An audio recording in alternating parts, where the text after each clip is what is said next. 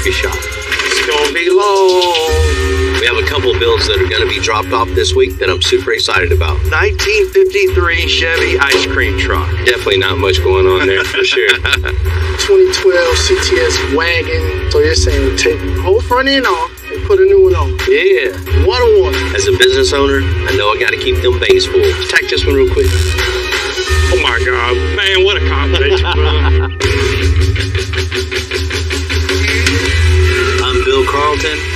I built my first truck when I was 16. And ever since, me and my guys have been out here creating with our hands. Building the biggest, lowest, baddest custom trucks and cars in the game. People don't come here for what they need. They come here for what they want. This is Texas Metal.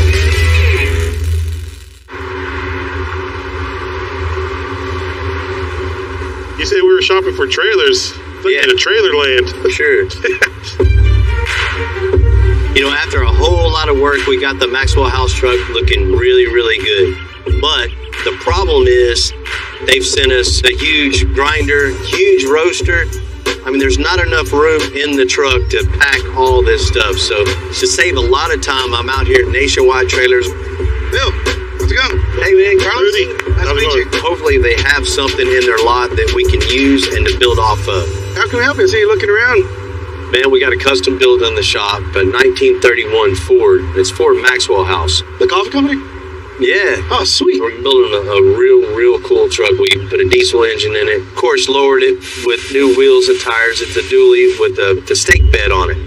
But, you know, the problem is they sent all this equipment to stick in the back of the bed, but it's definitely not going to fit. It's going to be way too cramped. Okay. So solution is finding that right trailer that we can put all that equipment in it, and we need it to match, you know, one uniform, cool, custom truck and trailer when it's going down the road or at different events. Old Max with the new Max. It'll make it look like that. Let me show you a couple trailers. Yeah. Awesome. Cool. We have literally thousands of different trailers that we sell. Figure if we look around long enough, we'll find something that works for them. Put to the back, the two 3,500-pound axles and aluminum fenders. I think we need a higher deck and wider. Basically, we're going to build the trailer out so it matches the truck. So I need the deck height about the same because we're going to build stake pockets around it and no rails on it. I think we got something over here. The key to this build is finding the right trailer, the right height, the right length, you know, just to tie everything in together. We do a T8. That one tilts up and down. I think they would have too much fun with that one. This is a great height, man. This is going to match the deck on the truck itself. You know, of course, this is too long for what we need. I got a 16-footer on the other side of the yard. You think that'd be better? Let's Go check it out. I think this is what you're looking for. 16-foot, 102 inches wide with two 7K axles. So if we only put 2,000 pounds on it, it's going to be super bouncy. So that's what's great about these. They're not. I've pulled these before personally, and then they ride very, very smooth. 16 foot is absolutely what we need. I mean, this is double the length of the truck, so it's not too long. It's going to be totally out of proportion. Already has spots for the stake pockets. We can just build right off of that, make it match the height of the truck. This one will work. All right. Well, you ready to do some paperwork? Let's make it happen. You brought the duffel bag? Yeah, absolutely perfect. The length that it has is exactly what we need. 16 feet long, 8 foot wide is exactly what we're looking for. We can build off of this and make it match the truck perfectly. I'm gonna get this back to the shop and get going on it.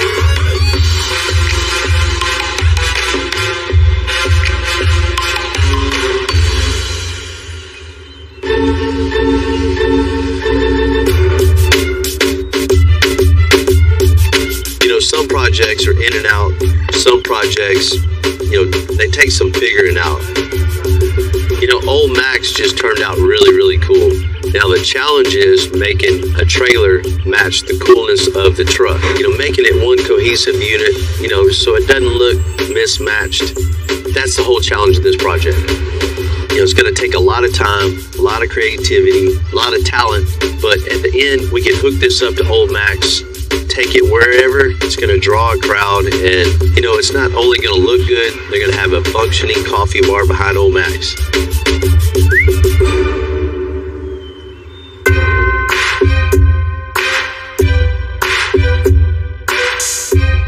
Goody trailer. It is. Just got finished up with the Maxwell House truck, and I love how it turned out. But you know, the only issue we have, that huge antique roaster that they sent, definitely not fit in the back of that truck. Me and Carlos just got back with this to solve that issue, to put everything that Maxwell House wanted in the back of the truck on this trailer with way more room. I mean, we're pretty much going to build a rolling coffee shop on this. So, of course, that big, huge roaster is centerpiece. So around that, we'll configure everything else that's in the coffee shop, right? Seating area all along the back. And of course, you have to wash, prep, you know, so we'll have a countertop here, sink in it, so you can do everything you need to do when it comes to that, right? Potable water tank, gray tank, generator. I mean, everything you need to make, present, and to clean up. That's kind of cool. So it'd be like all just open, outdoorsy, coffee shop style deal, just kind of sun beating down on you? Not so much, man. We need to build a canopy over the top, right? Yeah. And not just a roof. I want to build it so it closes up. So at night they can lock everything up, and in the daytime they can. Yeah. So when it gets to where you're going, you can open it up, and we'll have more shade all the way around it also. Good idea. Yeah, It'd be real cool. Yeah, that'll be nice. So we're gonna have the big roaster right in the middle over the axle, I assume. Gonna have some benches, countertop, some sinks, some fresh water, gray water. The canopy. Oh yeah. We got it. You might want to write it down. Yeah, we should probably write it down. Probably should. Yeah.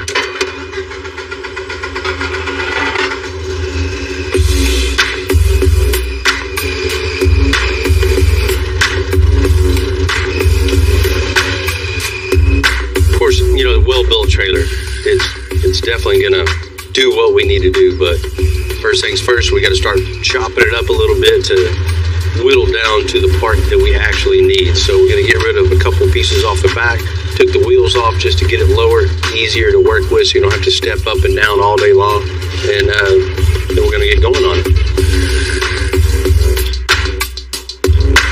We're going to cut off this back rail here on the rear of the trailer because it's not going to be needed anymore and it will not be used. Watch your toes.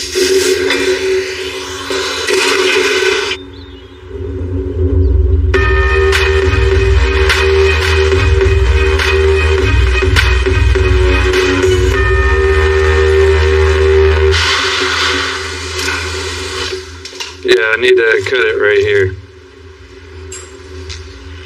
Hitting the lathe. We're gonna have to move the building over a little bit so we can move the lathe over a little bit, and then we'll be able to cut it. So give me a couple days.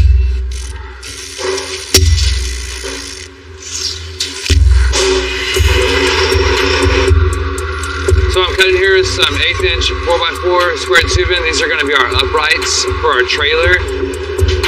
This is what everything is going to be built off of. This is going to be our main structure for our canopy, for our entryway. We're going to build our back wall off of this, our countertops, literally everything. Nice. We'll make 6 of these. 4 of them will be the same, 2 will be slightly different. They're going to be in a different spot. Grab a couple of nasty rags and just start cleaning them. Oh yeah, these things all earled up. All right, these 2 here are for the center. They're 7'2". The 4 are 7 foot. Because it goes up over the fender so good. Probably end up cutting that rail out, huh? No, we're gonna French it in around the rail. Just slide it down right on Yeah, there. we're just gonna cut it. Bill wants to French the corners of these into the trailer. Instead of torching the side of the trailer, we're just setting these on top and only getting a weld on the base. We want to get a weld all the way around every corner. So we're gonna go down 6 inches on this, cut 2 inch out, French it to the corner, tack it. I'll let you know when. Yeah, right there. get every post up, make sure everything's square, level, true, and just bam, bam, bam, knock them all out. I think if I put some pressure on it like that, make it touch, then we'll be good.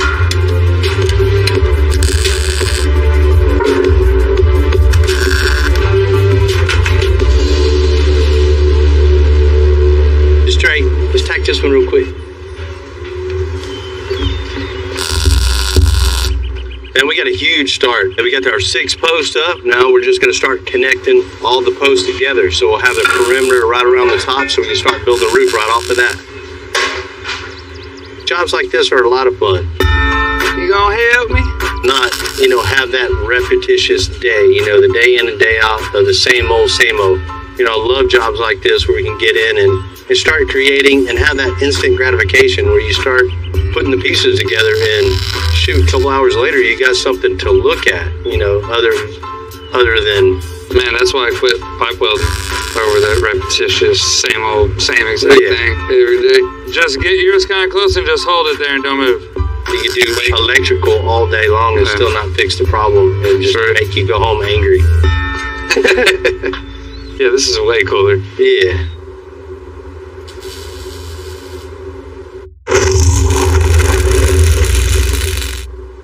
What was this again? Should be 9 at 3 1/4. No, outside. You want to go outside? Yeah. 97 1/4. It's a super busy time at Extensive right now. Finishing up some really big builds with a ton of hours in them. Alright, you can go ahead and cut 4 of them. Old Max, the 31 Ford, along with the coffee trader that we have to build for it now. The 49 Ford, the GTO, and something really cool for someone you definitely heard of. As cool as that is, as a business owner, I know I gotta keep them banks full. So what happens is we're done. We have a couple of builds that are gonna be dropped off this week that I'm super excited about. That's a cool wagon, man. Yes, sir. That's my baby. Those CTS, man, you don't see these on the road anymore. No, this right? Very, very, very seldom. Right, very few. I've only seen a few on the road ever. So I came down to Extensive to get my 2012 CTS wagon up to date. Give it a second chance at life. I have owned the car for 12 years, and the condition it's in right now is a little beat up. I know they ain't made these in quite some time, huh? Yeah, almost 10 years. Oh, okay, yeah. Well, no wonder I don't see them on the road that much, right? Exactly. I know they're still highly sought after because it's unique, Yeah. I see you got a couple of little paint issues. Are we just freshen up, or you just want to come with it? I want to come with it all the way. I love hearing that. Okay. And I got a couple ideas. I seen it rolling in, and man, I definitely see, of course, wheels and tires. For sure. Yes, sir. And you already know what we're known for is air suspension. We got to drop it on the ground. Got to. But if we're coming with it, I know they don't make these cars a new CTS car. Yeah. What do you think about taking that whole front end and grafting it to the front of this car? So basically, this will look like a 2024 CTS wagon. Bill, so you're saying take the whole front end off, chop it off, and put a new one on? Yeah. We can do that, Bill? Man, if we're going for it, that'd be the way to do it, right? Yeah. I mean, that way you're rolling around in what looks like a brand new wagon that nobody else has. No, that'll be a one-on-one for sure. Bill's ideas goes way beyond what I was thinking I was coming here for. So just to think about that new CTS front end on a wagon, it blows my mind. Yeah, we cut it, right from the fender gap forward. We'll cut it right down there and just grab that brand new front end right to the whole fender. So all the body line, the door gap and everything's 100%. It'll look like it came from the factory like that. That'll look really cool, What is that, the V6? Yeah, that's a V6, Bill. What is that, a 3.6 liter. That's typical for this car, right? Just a CTS, not the CTS V. Yeah. I wanted the V, but, 10 years ago, I couldn't afford it. No, I totally get that. But, since we're got the whole front end gone and removed from the lead engine out and replace it, with maybe a supercharged 6.2, LT4 in this, over 600 horsepower. Oh, my God. What do you think about that? Oh, yeah, I'm with it. I mean, you're talking about a tire shredder. Yes. Now we're I mean, that's basically a brand new CTS V wagon Now we're talking. that you can't get anywhere. 101. That's it, man. Yes, sir.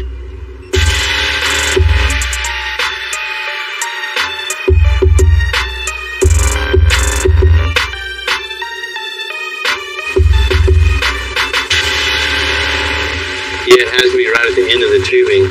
So, I actually like that, right? I want a curved roof on the coffee trailer. That way to kind of match the roof of the truck, and then we can put a canvas over it. First up, we're gonna have to roll all those square tubes. All right, we got the 1.5 inches. This is gonna be for our top canopy, and this is gonna hold whatever we decide to put up there. Rolled a couple of them so far. We're gonna keep on rolling.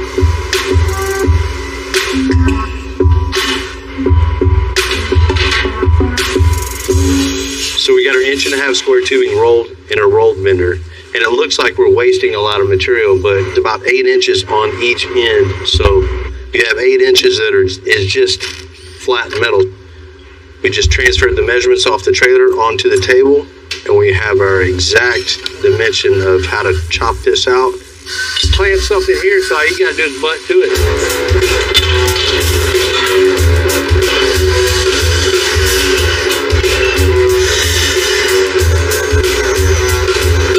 So we rolled all this 1.5, got it all cleaned up, trimmed up, everything's looking good. We're ready to go throw it onto the top of the trailer now, get them lined out where they need to go, and then we can really start seeing this trailer come to life.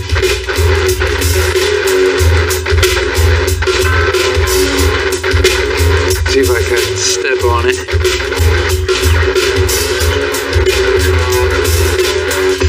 So right now, Jamie and I are laying out every one of these ribs that we've rolled, and we're just trying to match them. We want them all to have that same shape.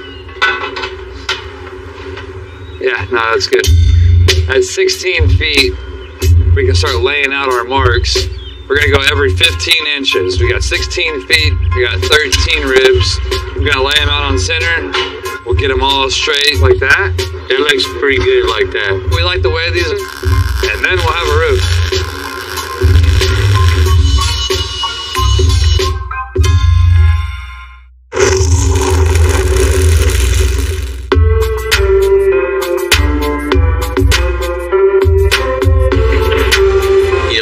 Thing about building a coffee shop trailer, there are no limits.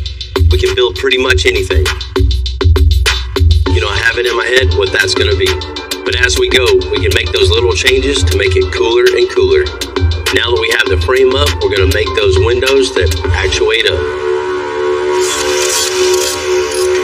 So we got some 2x2 16 gauge square tubing. We're going to build a perimeter frame on the inside of the trailer walls.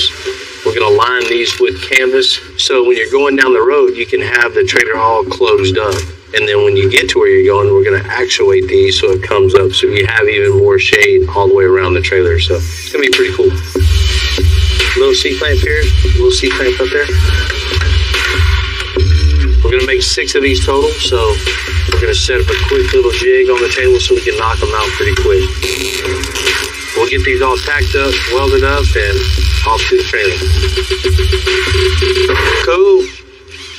We got all our canopy frames finished up. Got everything welded, buffed, sanded, looking good.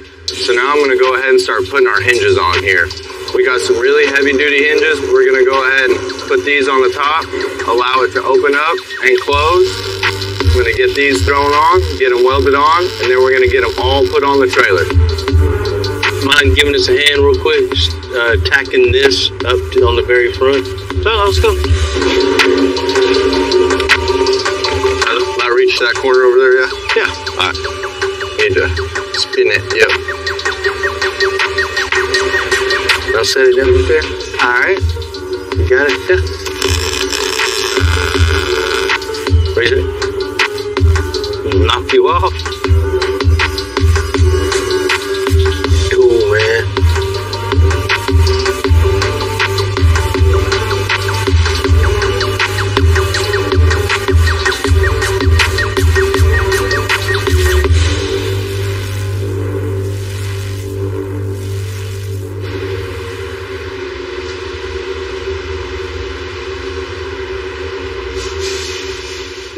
trailer for the Maxwell House coffee truck.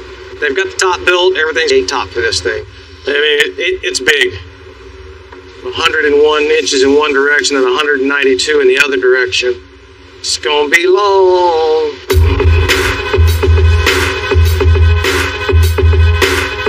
This piece was so large, all I'm doing now is just verifying my ends are square. Once I got it all squared up, I gotta roll out another, get them cut exact the same size, and it'll be time to start sewing them together. Fantastic.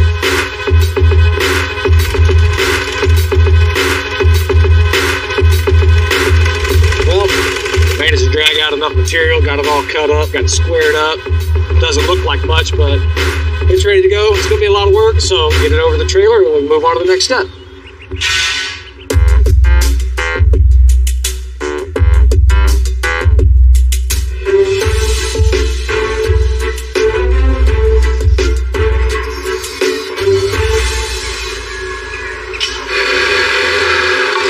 For the Maxwell trailer, we're doing the actuators now to lift up all the doors.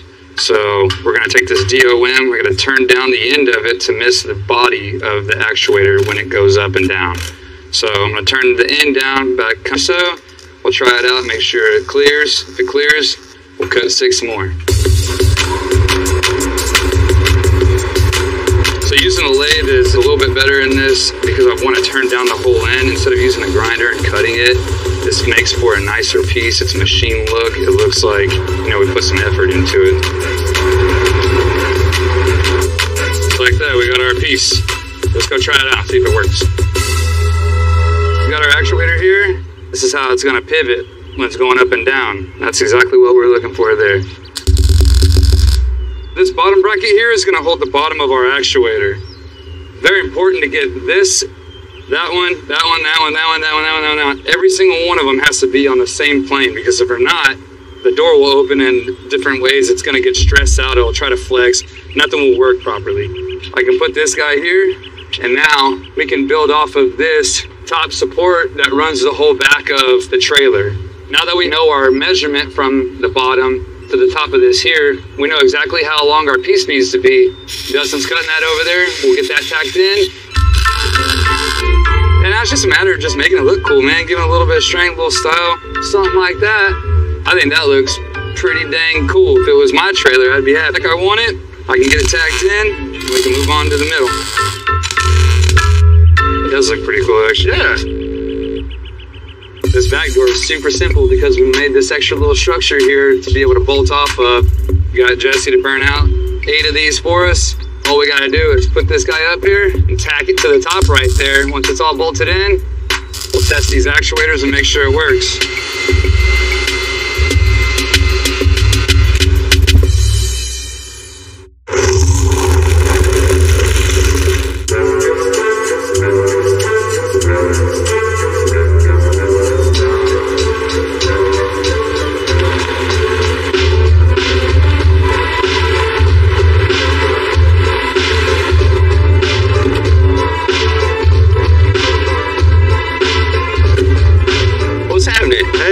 Sir, Eddie James. Bill, nice to meet you, man. Nice to meet you, Bill. What you got going on here? So, got an old 1953 Chevy ice cream truck. Man, that's definitely unique. It is. It's not something you see every day. Definitely not, man. So I know the project that I have is unique, and I knew the perfect place to bring it would be to Extensive. Bill does some of the most amazing metal work, paint work, and cream truck. So my daughter and I work with a couple of different charities in our community, and so we're just looking for something that would be unique, that we can take to charity events, can hand out ice cream to the kids. What a great way to give back, right? Yeah, I love it. You know, people build cars for all sorts of different reasons. You know, most of the time it's for a car show. You know, most of the time to have that trophy in the garage, but in this case, it's really cool, you know, that he wants to build this just to give back to the community, just to go out and meet people, have a good time, and share some ice cream with them. So this truck in particular does have a little bit of movie history, such as Cheech and Chong, Nice Dreams, and Raiders of the Lost Ark, Crystal Skull. Oh, wow. Hopefully we can add to that history. Absolutely. So what do you want to do with it? So you know, of course, it's kind of old and tired and bland looking. We want to really kind of make it shiny and really cool. Whenever you pull up, it catches a lot of attention. You know, the truck's already super cool, but would definitely make it cooler and make it a little lower. You know, definitely new suspension, front and back. I mean, when you pull up somewhere, you dropping it down, it's already going to attract attention, but that would just draw a crowd, and that's even more ice cream you can give back. That's right.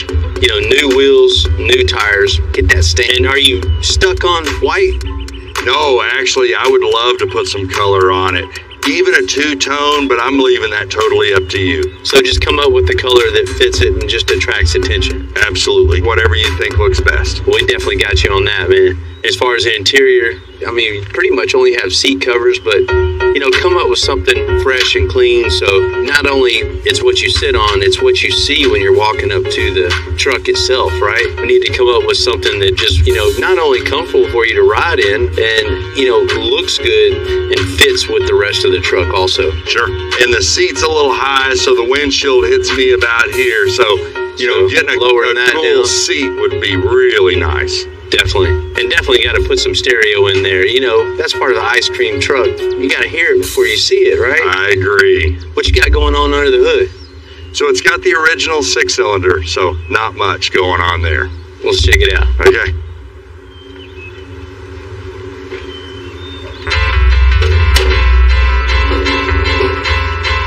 Yeah, definitely not much going on there, for sure.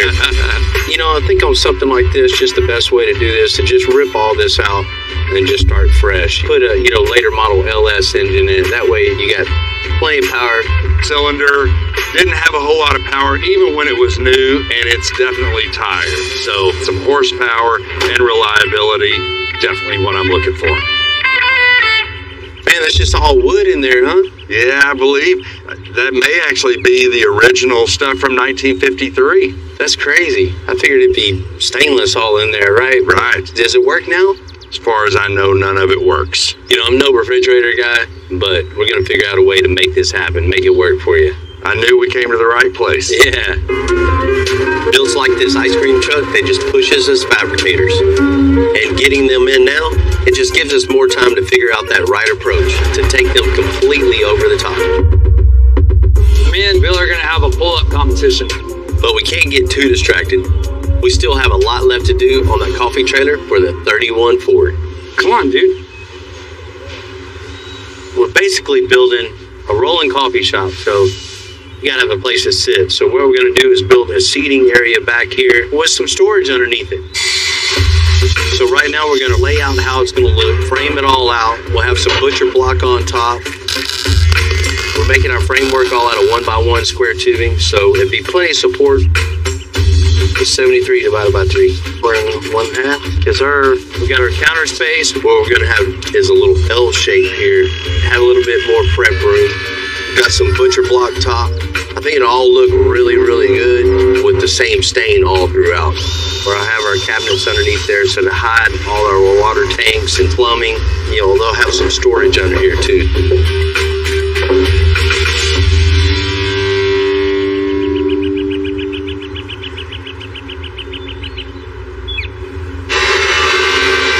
Since we've used the butcher block on the countertops, we're going to carry that theme out through the back. We're just going to use these butcher block tops, cut them up, and make the benches out of that.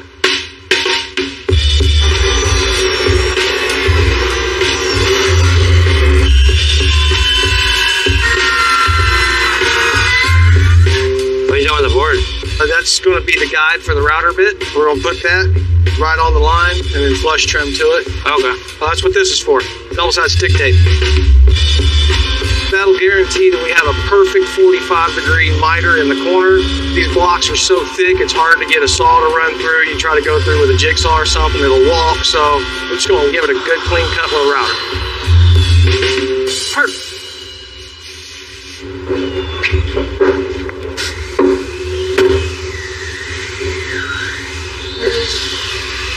It's nice. Miters look good, angles line up. So you got the good height, huh? Yeah. That'll work.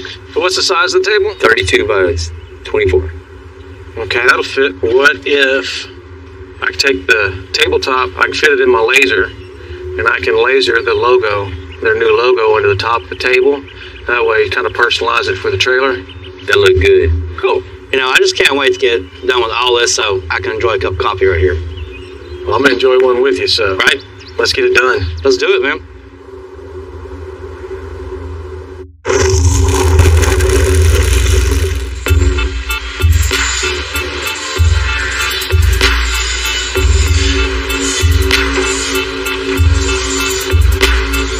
Yeah, it's a big moment right now. We got a whole lot accomplished on the trailer for that 31 Ford.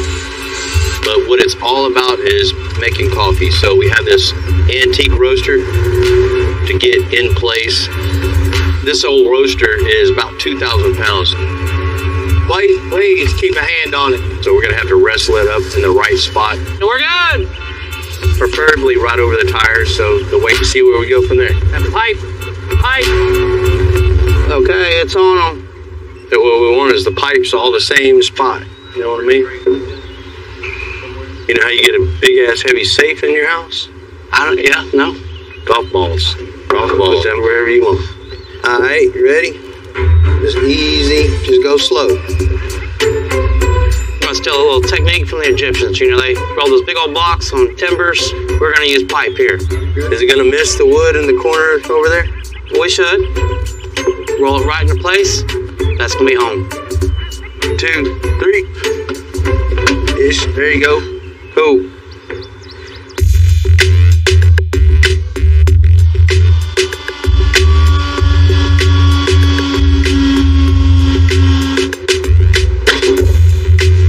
Now working on the tabletop for the Maxwell House trailer. They sent over a file of their logo, so I'm going to take that and get that imported. I got to do a little cleaning up on it. As you can see, there's a lot going on here, mainly in the coffee cup and the drip. I'll get it scaled, sized, get it into the laser, and we'll get it running.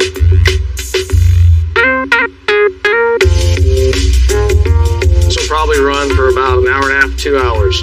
Not anything else I can do with it except for waiting on it to get finished, so.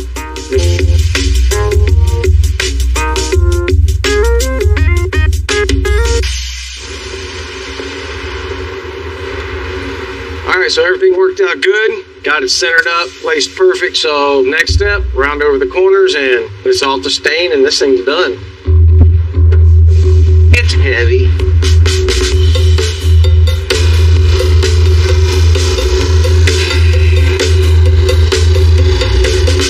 It's too heavy to handle over there. So it's a template that I'm gonna route to so I don't have to screw something up over there.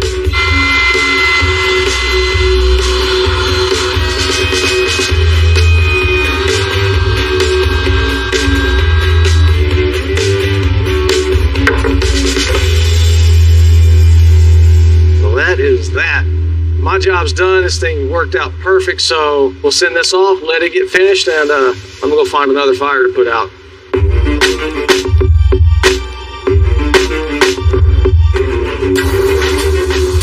Come over here with it.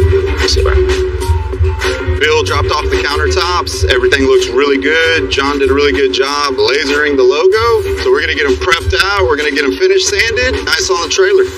So first thing we have to do, we've got to fix all of the imperfections in the substrate. We're using a light to make sure that we can actually see everything. That's going to highlight every imperfection in the actual countertop. So we're actually going to use an iron and a wet rag. The heat is going to swell the wood, bring it to the top. So we can see that now the imperfections are starting to raise up. Oh yeah, those came out real nice.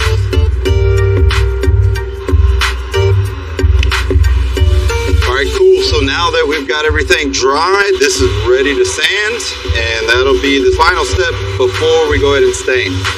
Whenever we're sanding, we just want to make sure that we go in an even pattern. We don't want to go too fast. If we do, we might end up with sanding swirls that are going to highlight through when we go ahead and stain. We've got our clear coat picked out. We're going to make a stain. It's important that everything is 100% food safe since they're going to be serving off of this, and that's what this product's going to do for us. Since this butcher block has multiple species of wood, it's important that we actually use a spray stain so everything's uniform and looks consistent.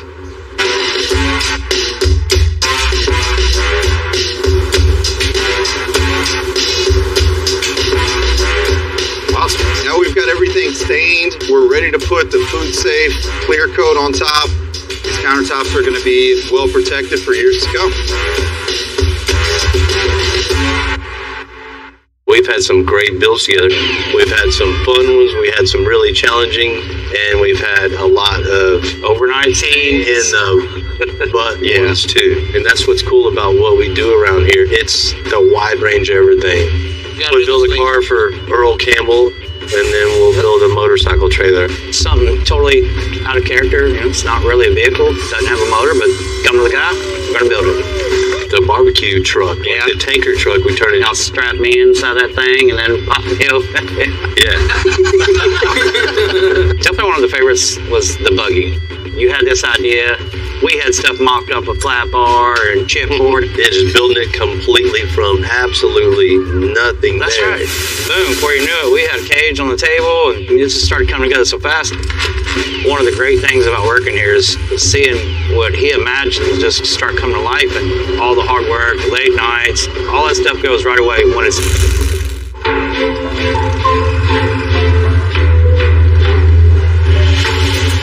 When we first took in the 31 Ford truck, you know, I wasn't even thinking about a coffee shop on wheels. Now that we're almost done, I couldn't imagine this build without it.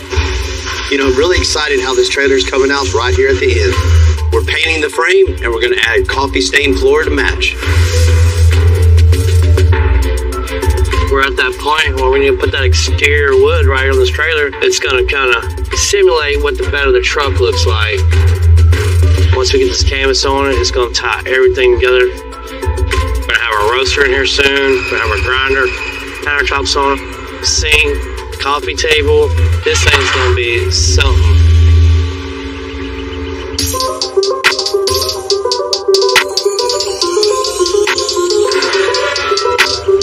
Finished the Maxwell House truck not too long ago. Now the trailer is done today, you know, which means the whole project's done. So we got Rex coming in. What's up, Bill? Feels like I just seen you. Hopefully he kept a secret on the truck. Ready to see you, bub. Let's go check it out. The anticipation of waiting on this thing been crazy. Been wanting to tell everybody, but definitely keeping a secret. More than ready. Oh my God, Bill. Man, what a combination, brother. That trailer's so huge too, man. I had no idea. Love the wood on the side, matches the truck. It looks good together. Man, it does. Got some wheels on that thing too. Uh-huh. Bill, I'm blown away. I'm blown away. The people in Jacksonville are gonna freak out. Shoot, anywhere you go with this, people are gonna freak out. Yeah, matches old Max perfectly. You can tell it was Maxwell House just by looking at it. Man, this thing looks so cool all together. You never see a 31 Ford 1-ton truck anywhere, much No. less a custom 31 Ford truck. But then you pull up somewhere and you see the matching trailer for it. It's amazing. Everybody's gonna be blown away. It's amazing. I know you've seen the truck, man. Let's go check the trailer. All right. Wow. This thing's awesome, dude. You had to have a trailer. You had a problem where we didn't have enough room on the truck itself to do what you needed to do. So we couldn't just get an enclosed trailer that it doesn't match. So we started out with just a 16-foot flat deck trailer. It just gave me the perfect platform to build what we needed to build for you. We started out with 6 posts and just went from there. Built a canvas roof and actuated canvas sides. So when you're rolling down the road, everything, when you open it all up, you're in business. It's awesome. It's so sick, man. Let's see it. Man, I know when we roll up to a car show and start opening this thing, people are going to be wondering what's in there. Rex, I see a lot of business trips to the car show for you. Oh, yeah. For sure. That's it. Seeing that trailer, seeing the doors all opened up, seeing that big coffee roaster, grinder, so it makes you want to go up in it and see what it's all about. Check it out. Maybe even get a cup of coffee. Man, this thing's awesome, Bill. Love the woodwork. Everything goes together with old Max. Got the roaster, grinder, got some tunes. Yeah, man. Everything nice and open up. Man, this is crazy. We built all this cabinetry up front. You know, it's all that in the kitchen sink. Right? You know, you have your potable water, your gray water tanks, hot water heater. Everything is all under here that you need. Generators putting out 225 for that big old grinder. Got your roaster going. Can't believe you got the big piece of equipment in there. Right. I know that's a heavy roaster right there. Man, it is. It's over 2,000 pounds. It's heavy. Shoot, just the grinder's 350 pounds. That's why we place them, right over the axe. Works well too, because I mean we dump beans in here, they roast, and then we put them right in the grinder. Straight into the... Yep, got the water to make coffee with. I mean, couldn't ask for anything better. The roaster set up, the path of everything, the way we actually make coffee and work, it's going to be killer. It's set up perfect. I love the idea of seating area. Maxwell House logo on the table. Sit around, drink coffee. And man, you got some extra storage under there too, so all that flips up so you can keep all your coffee beans back there and keep weight on the backside of the trailer too. Of course, we had to hook the trailer up to match old Max, right? We stained everything with coffee in the stain, so we had to do the same here. So you're staining on coffee. That's awesome. Man, you see everything we got going on here. We had 16 foot. And it's still just what you need. There's no way all this was going to fit and work in the back of the truck. So we had to build you a custom trailer on this. Always say, not just me, it's everybody at the shop making projects like this happen. I appreciate each and every one of them. And I appreciate Maxwell House giving us the opportunity to build it for them. And I just love how everything turned out. With open air, people are just going to be smelling that coffee. Wherever event you go to, man, we got you hooked up. And I know you're going to make a bunch of coffee and a bunch of people happy. Thank you, my man. Glad you like it. Let's go work out. Do a special order with the Godzilla motor, so we'll be somewhere in the 7s with this on it. Oh, yeah! We're going to be bagging this truck a little different than we normally do. We're going to put electroluminescent paint on his logo and make this hood light up. That stuff pops. Now it's time to cut this thing. Those 4 inches we took out will just be our little secret. We're gonna turn all the chromas on the trucks into gold. I'm going to bring something to Florida that they ain't never seen. Dude! I'm Bill Carlton. I built my first truck when I was 16. And ever since, me and my guys have been out here creating with our hands. Building the biggest, lowest, baddest custom trucks and cars in the game. People don't come here for what they need. They come here for what they want. This is Texas Metal.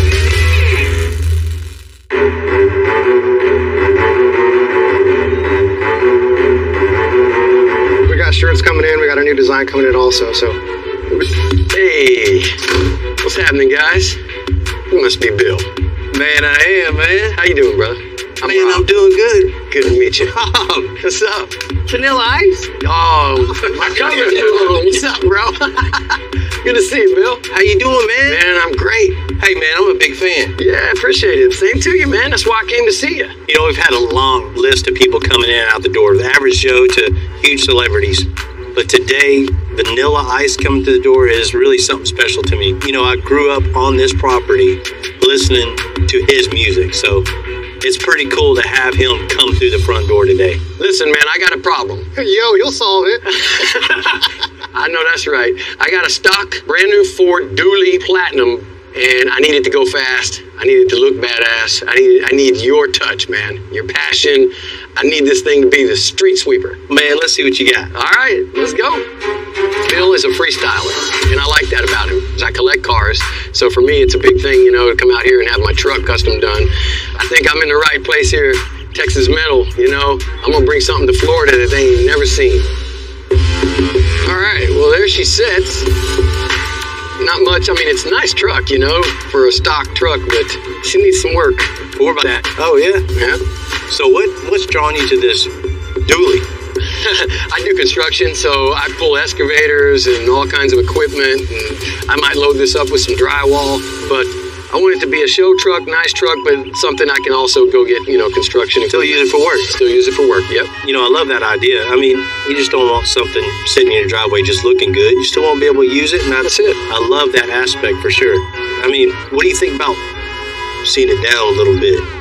Oh, 100%. Yeah, you got to set that thing right, but will it be able to hold the weight? Oh, man.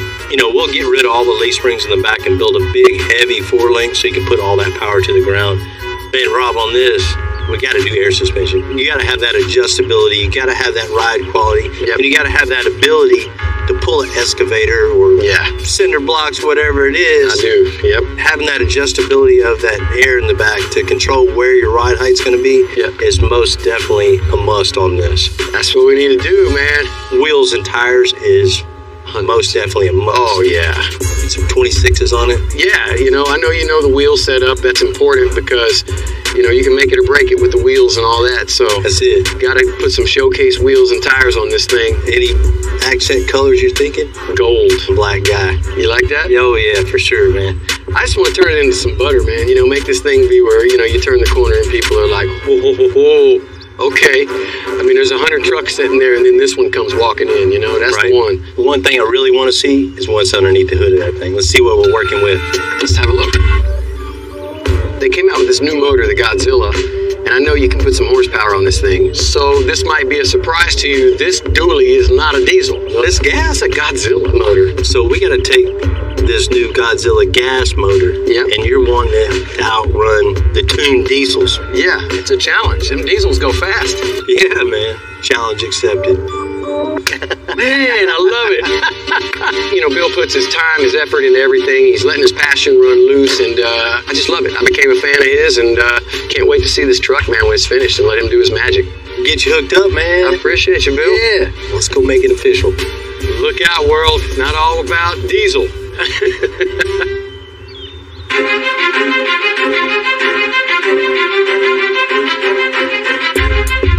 You know, I get really excited when anybody talks about a black dually sitting on the ground. I mean, that's just one of my favorite vehicles. But when Vanilla Ice comes to you and talks to you about putting his, no matter how old you are, you've heard of Vanilla Ice. His music is just iconic. You know, long time ago, building trucks under a carport on the ground on this property, listening to the radio to Vanilla Ice, I never would have thought I'd be actually building him a truck in the future. I mean, that's pretty cool. That definitely tells me we're on the right track and doing something that people love to see. A big dually sitting on the ground, big wheels, that gets me excited. You know, I can't wait to get this in the shop, and I can't wait for Rob to see exactly what we're going to build for him.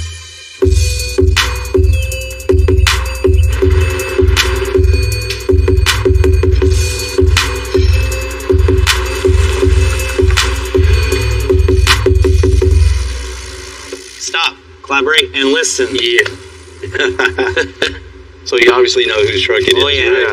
Isn't that real cool? Man, awesome. I can't believe it. A little piece of my childhood comes into play. Yeah, man. Rolling in the 5.0, I mean, jam that till the tape was done. Well, you'll be rolling in his 350. There you go. Yes. So what we got going on? What we gonna do for him? You know, first things first, we got to get this truck low to the ground. But it's a four-wheel drive. Limited on how low we can go because the oil pan sits over that, right? Yeah. So we'll get as low as we can go. Once that's determined, you know, big 4-link in the back, big bag, so he can haul whatever trailer he wants. This will handle it. Man, that's great to hear, honestly, because we're not going to take the work truck aspect out of it, but it also looks sick. Man, for sure, man. Not only we got to make it low, we got to put big wheels and tires on it too, right? Of course. Yeah. And another cool accent that he wants to do, he wants everything that's chrome and gray gold. Wow, that's going to be difficult. Yeah, you're working with all kind of different media, plastic, polished aluminum, chromed plastic. That's going to be really, really difficult on something like this. So, Paint shop's got a lot ahead of them, man. Yeah, for sure, man. Not only that, we're going to paint his logo on the hood, but we're going to have that light up. Okay, I've seen some of that stuff online, man. That stuff pops. That's real cool. It's like, dude, I've never seen that. So we're going to have the Luminor guy come out, and he's going to perform that process on the hood.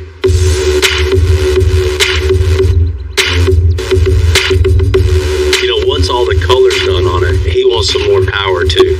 We're gonna add supercharger. Man, that's gonna sound good too. A little whine, a little whistle. For black marks, right? Yeah. That's what gets you excited to come to work, right? Yeah. Y'all ready? Yeah. Yes. Let's get it.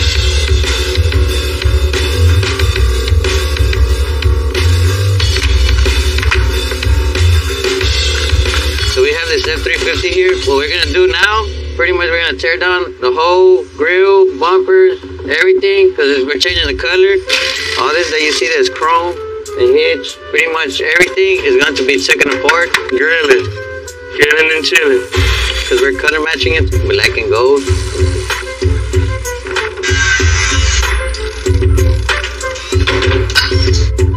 Let's go. Alright, go down, start going down. Go up. Yep. Let's pop the springs out right there, he said. We can take the bump selfie.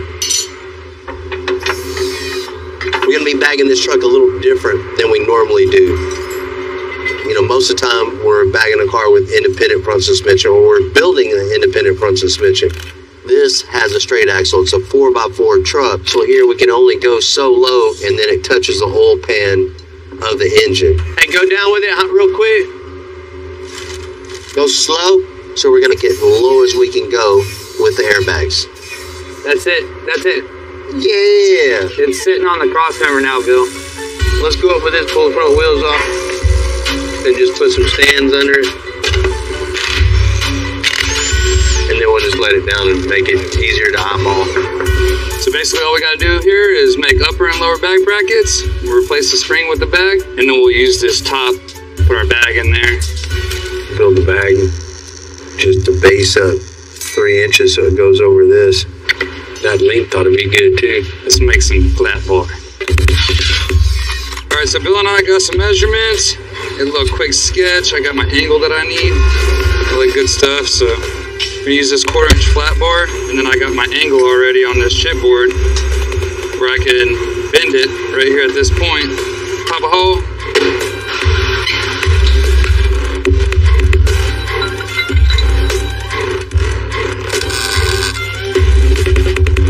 All right, now that I have the lower bag bracket tacked in place, I can start boxing this thing in, gusseting it up. We want to leave an access hole in the back here to where we can get to our bolt hole, and also to where we can bolt in the bottom of our airbag as well. And now I got a 2.5 inch flat, like a cool little gusset for the side. Get some weld on this thing.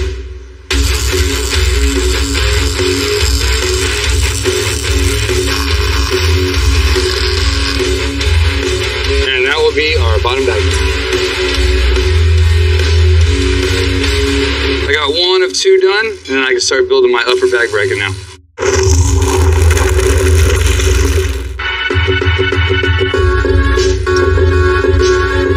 Nah, there ain't nothing routine around here. We've done 1,000 air suspensions, but everyone's just a little different. To get Rob's 2023 F350 Platinum sitting low, we're gonna put our bags where the springs usually sit. So we got our pipes cut. I got a couple measurements, cut them 6.5. Got a little donut here that Jesse cut out for me. So we'll go something like this here. I think that's gonna work just fine.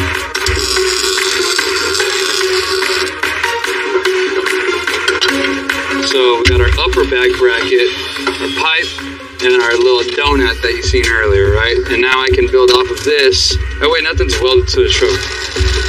Just make one bracket here, bolt it in, this will connect it to the truck. There's no need to weld anything if we can go anywhere. All the force is pushing up and down. So this is gonna be perfect for what we got going on here. Oh yeah! All right, so we got our tab in, bolts in, it's all tapped, everything's good. We'll get this tore apart, get it welded, then we'll send it to powder.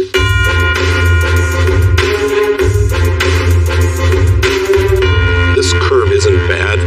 We do want to set that ridge there. We want to build around that so that it's kind of flat, right? Okay. The guys that work at the shop, myself included, we're always looking at what's coming up next in the custom game. I heard about a company that uses paint that actually lights up, and I thought it'd be real cool to light up Vanilla Ice's logo right on the hood. They're going to, these little 22 gauge wires, we're going to fan them out.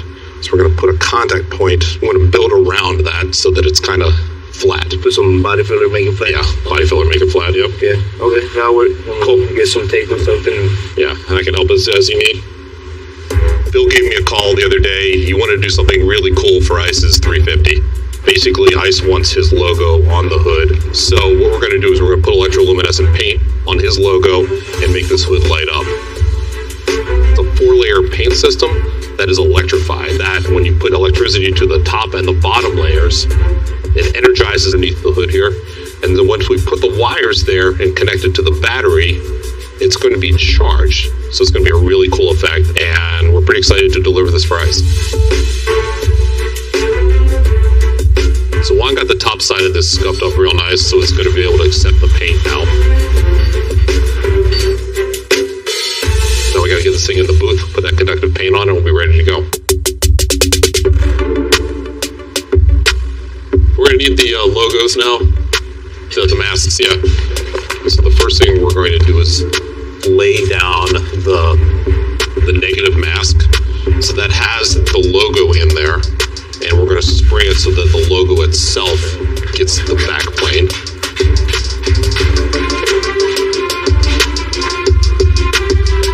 Yeah, like right there. So it's straight? So where we need it to be? Yeah, it looks straight now. Let's lock it in.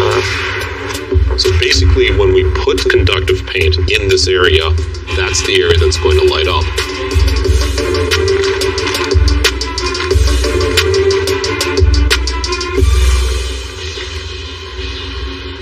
Alright, so let's start painting this thing. So basically, we're going to start with our backplane material. Now we're going to mask off outside of our target zone here. Then we're going to be able to shoot this, and hopefully we're going to have a nice conductive field here. This is our conductive paint, kind of like those stripes you see on your back glass, like you froze your glass. That's kind of what it is. I mean, this is different for me. I've never done this before. I'm really excited about it. I will have to learn something new every day, and I think this is going to be a really good experience learning how to spray this paint. Juan did a really nice job spraying this conductive layer down, and I just want to check the resistance of it to make sure that we've got it exactly where we want. So I'll hit that, and we're at 6, which is fantastic. Let's go across the angel here, 6.5. That's perfect. So basically what we're looking for in the ohm meter is that there's enough conductivity in the film to allow the current to flood there without resistance. The lower the resistance, the lower the ohms, the less impedance of the current through the film, and that'll produce a nice, even, bright coating, and we'll be able to power that with the electronics that we have. So the ohm meter tested out everything great. Juan did a fantastic job on this. We're ready to go to the next step. It's a nice fit. It fills that thing up so perfect. So let's just make it the same new 26-inch wheels and tires on to give us some measurements where to start with. Once all the inner and the outer new wheels goes on, we have 100 inches from outside to outside. We just measured the bed, and what we need is 95 inches. So we're going to have to narrow the rear end 2 inches on each side to get those wheels tucked up underneath the bed so it matches the front. There we go. Thank you. You don't have to do that, but the wheels would stick out that far off each side of the bed. It look funny. So what we're going to do is pull the rear end out. We're going to slick it all off, take the factory brackets off of it so it's completely slick tubes, and then we're going to cut out 2 inches on each side. All right, so I got the rear end all slicked up, everything cleaned up off of here, all the brackets cut out. Now it's time to cut this thing. I want to get 2 inches out of each side, so I'm going to make a whole bunch of marks, scribe some lines. First, I'm going to pull all this apart though. I want to pull my axles out. I want to pull these off the end. It's really important that we pull the axles out before cutting the housing, because if you cut through the housing into your axle, then you're in a bind. So we'll send these off. Measurements that we give them. We're going to take out this whole center chunk right here, and then we can make our cuts without getting a whole bunch of grinding dust inside these gears. Getting any of that inside these gears will really mess this rear end up and cause a big problem in the future, you know what I mean? So I've had many problems with rear ends. I hate these things. I always take extra precaution now because I've had to pay for them before, and they're not cheap, you know? I learned my lesson. Whenever we put it back together, we want this to be as straight as possible and true, right? So I'll just take this guy here, scribe a line all the way across. You just line those scribe lines back up together. You can't mess that up. Trying to get this right back where it is right now is That's the moneymaker right there. You want that to be as close to perfect as possible. I need to take 2 inches out, so I got some chipboard, put it in the shear, got me a perfect cut all the way around. That's a perfect straight line on both sides. So now all I gotta do is just take my marker, mark where I want it to go, cut that out, and we're good to go.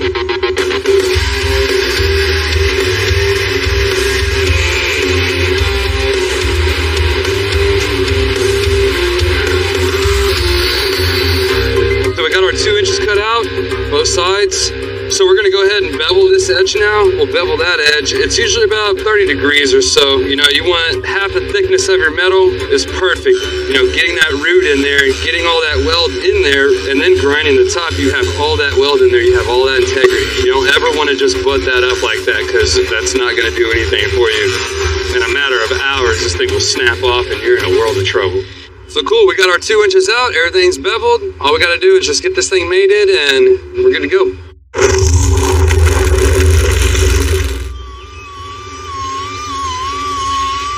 You know, the most important part about narrowing 2 inches off each side of the rear end is making sure it all goes back together true and straight. If you don't, it's going to create a ton of problems. So we had an alignment tool made to make it 100% true and perfect. So I got a window here, I can see my scribe line. I can see the scribe line on that one, we can still line it up good. How this works is basically like a little jig, right? And I got these window cutouts where I can get my gun in there and get 4 good tacks on there. Double, triple check my work. Alright, I'm ready to tack. I want to tack on that. Oh, Phil, we call that a bridge tack. I got a pipe welder background, so I did this for a very long time, so that's the way it's done in the oil field. That's the way we're going to do it here. I used to be able to do root fill and cap on a 4-inch joint in like 27 minutes. They do like 11 to 12 joints a day. Anything under that, they can can your ass. Now, this is a good way to check your work here.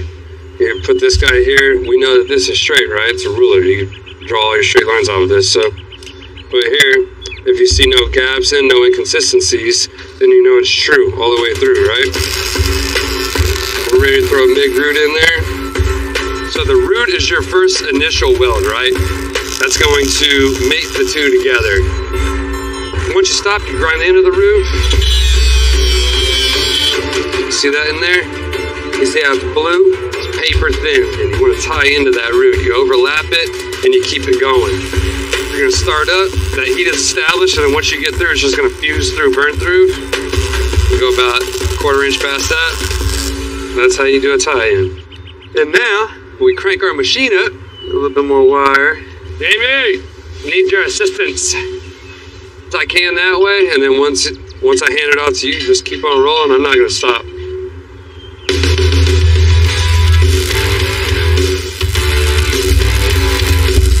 It's just gonna fill this valley up. Well, that's all we're gonna do now. Well, that's just that speed right there. I don't want this to be flush right now, and that way it's less grinding on me afterwards. Not bad. I'm gonna weld this side before I grind. That way I just grind both of them at the same time.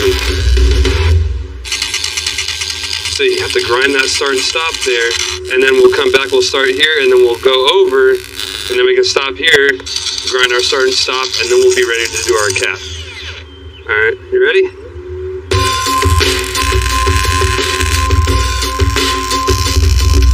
That's it, buddy. Thank you so much. Alright, cool, so that's our cap. We're all done. We'll let it cool down for a little bit. We'll get the grinders out. Slick this thing up, belt sander, make sure it's all smooth, looks pretty. Then we can slide it up underneath the truck and start building our 4-link. Those 4 inches we took out will just be our little secret.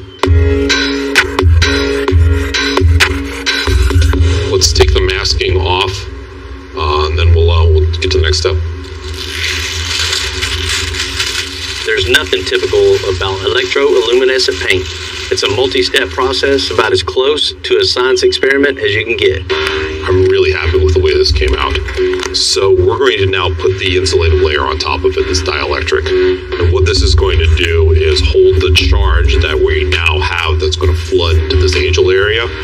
So we want to make sure we get a good heavy coat over the electrified areas, because that'll prevent burning through.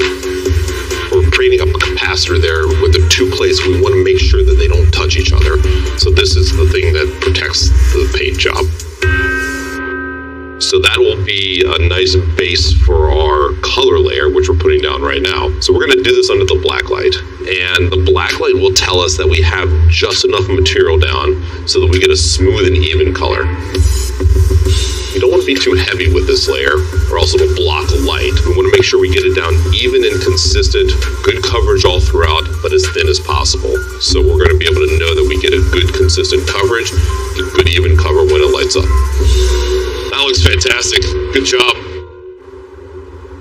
So now that that's dry, in order to do that, we actually need to put a bus bar around it first. But what a bus bar is it allows the current to flow evenly around the entire perimeter of the object. So we're going to make sure we're going to put this conductive paint right on the perimeter of this, spray it out, feather it to the outside. We're going to check our connectivity just like we did for the back plane. Once that's done and dry, then we can light this thing up.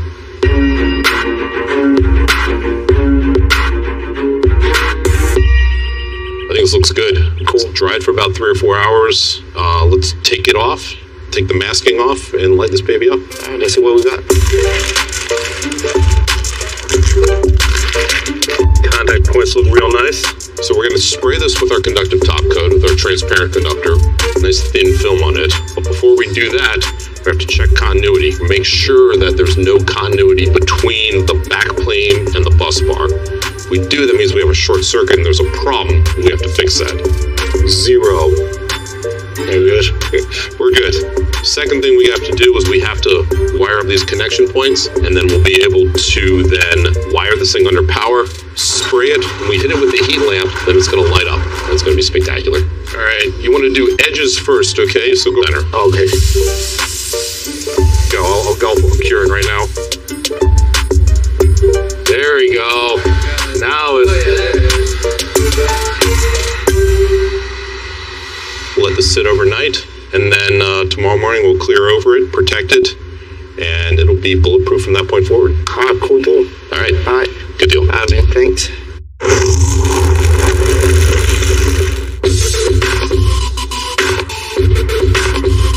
We got the rear end narrowed on the 2023 F350 Platinum and put the axle housing back under the truck. Now we can start building that suspension.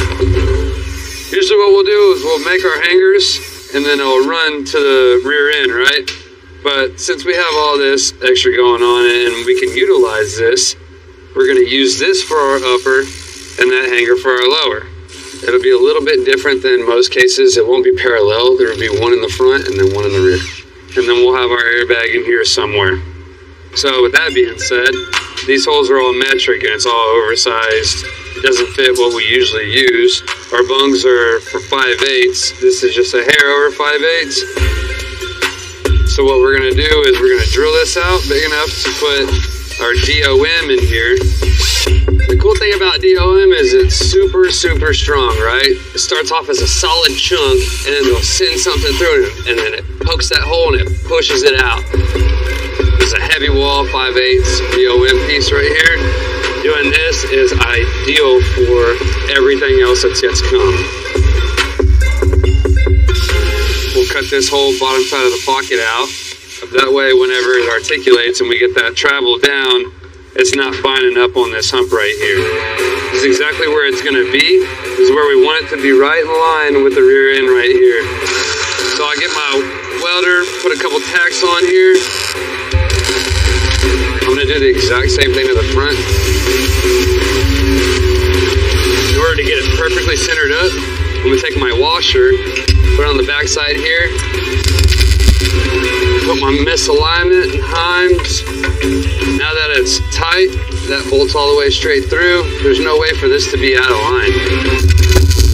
And then we'll be ready to start building our link bars. We'll center it over the rear end here. So now take a quick measurement, go cut some link bars, and slide it over our bung, and I can go in and out as far as I want. The way I like to do this is split the difference in the shank, so you don't ever want it to be spun all the way out, because that's what's holding all the pressure and holding all the weight. Now that we have this tacked in, I'm gonna go ahead and weld this stuff, cap it.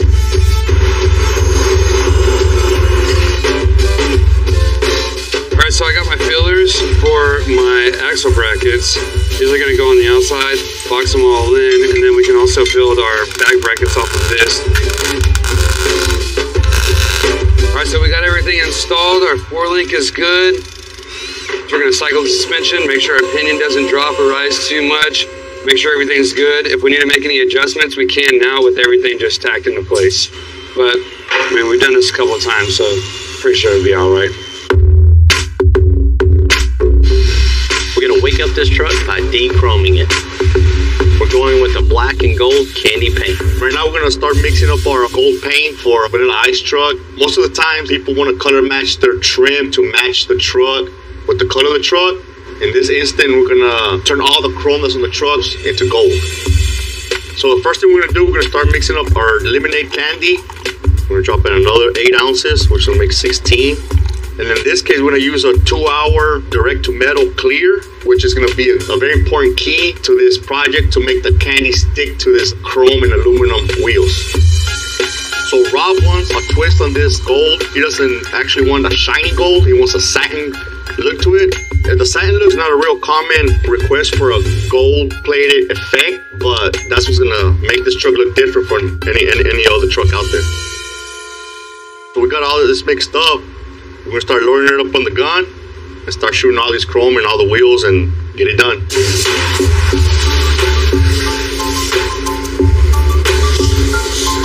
So we just shot our first tack coat. The reason we shot a light dusted tack coat is to lock in all the materials without over-wetting it. We're gonna hit it with 2 more coats of candy, build up a tone eventually where we want it, just making sure we don't get it too dark. Rob wants a satin finish to this gold. We're gonna hit it with 2 coats of satin clear. It goes on like a shiny clear. As it's drying, it starts dulling out to a satin finish. We're gonna let it cure, and that's it for that.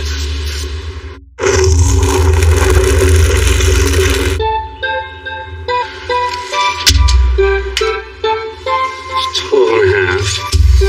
So I need 18 inches from a wheel whenever it's laid out. Yeah, so I just need to come in 3 inches on both sides. There's always a trickle down on these decisions we make. We finished the rear suspension on the F350 with narrowed axles, 4-link, and bigger wheels. Now we need to widen the fenders to make that bed look like it came from the factory that way. You can see with all my lines drawn here, we're gonna cut this guy here. Give us that little lip to be able to weld to instead of welding straight to the side of the bed here. And then this is what we're gonna take out. So that'll be gone.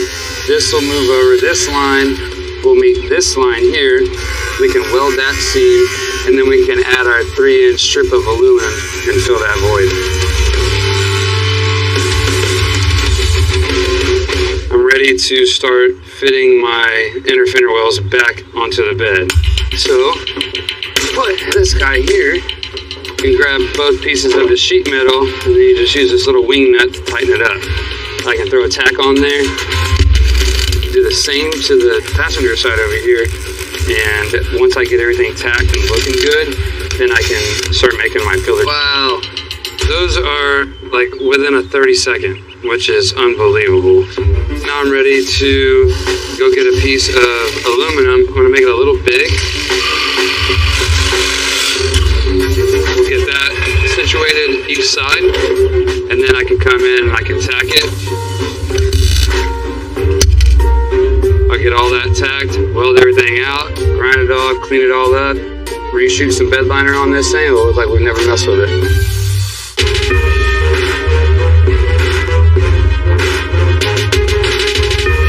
So we got Vanilla Ice's F350. It was special order with the Godzilla motor.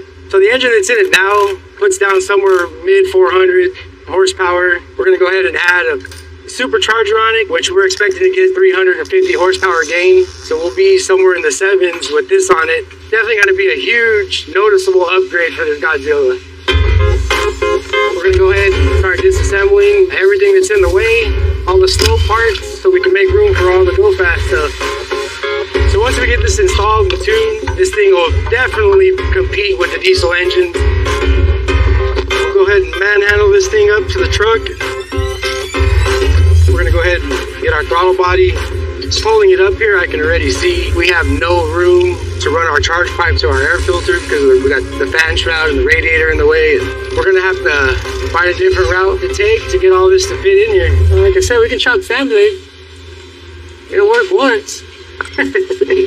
So what I'm thinking is we're going to get this pipe mounted to this flange. And as you can see, we definitely have our clearance from our fan shroud and our fan. Now we just need to get our throttle body mounted out here. So we'll go ahead and build a couple flanges for it, get them welded up and mount it on.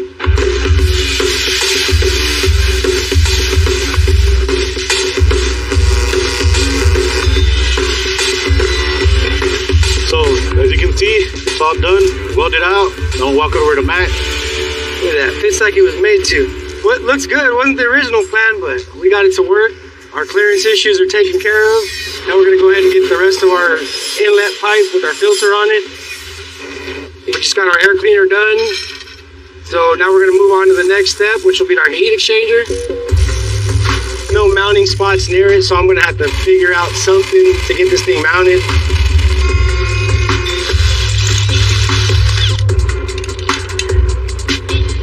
Now we got everything bolted up, our heat exchanger mounted, got our supercharger on. Gonna go ahead and blow it all apart, get everything painted, be ready for the tune.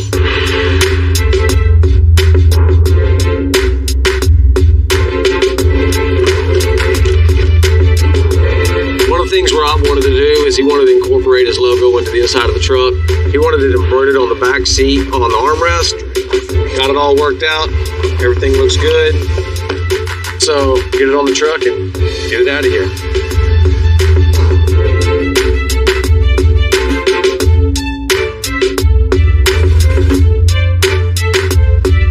We're almost done with Rob's F350 Platinum. Reinstalled all those D-chrome parts, reassembled the suspension, ran the lines, new wheels and tires. You know, I remember back in the early days of Extensive, just jamming Vanilla Ice while building some of my first builds.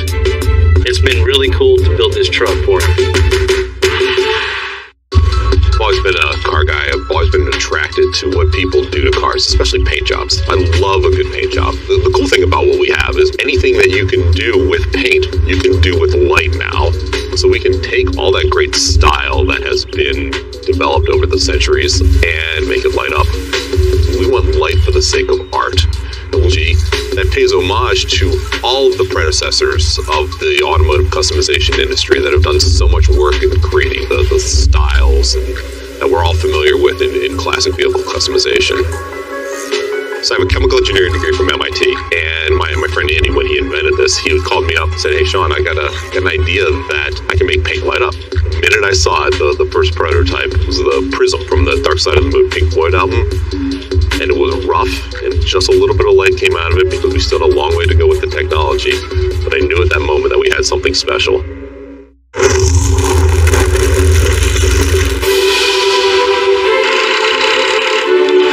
You know, one of my favorite trucks is a big black dually on the ground.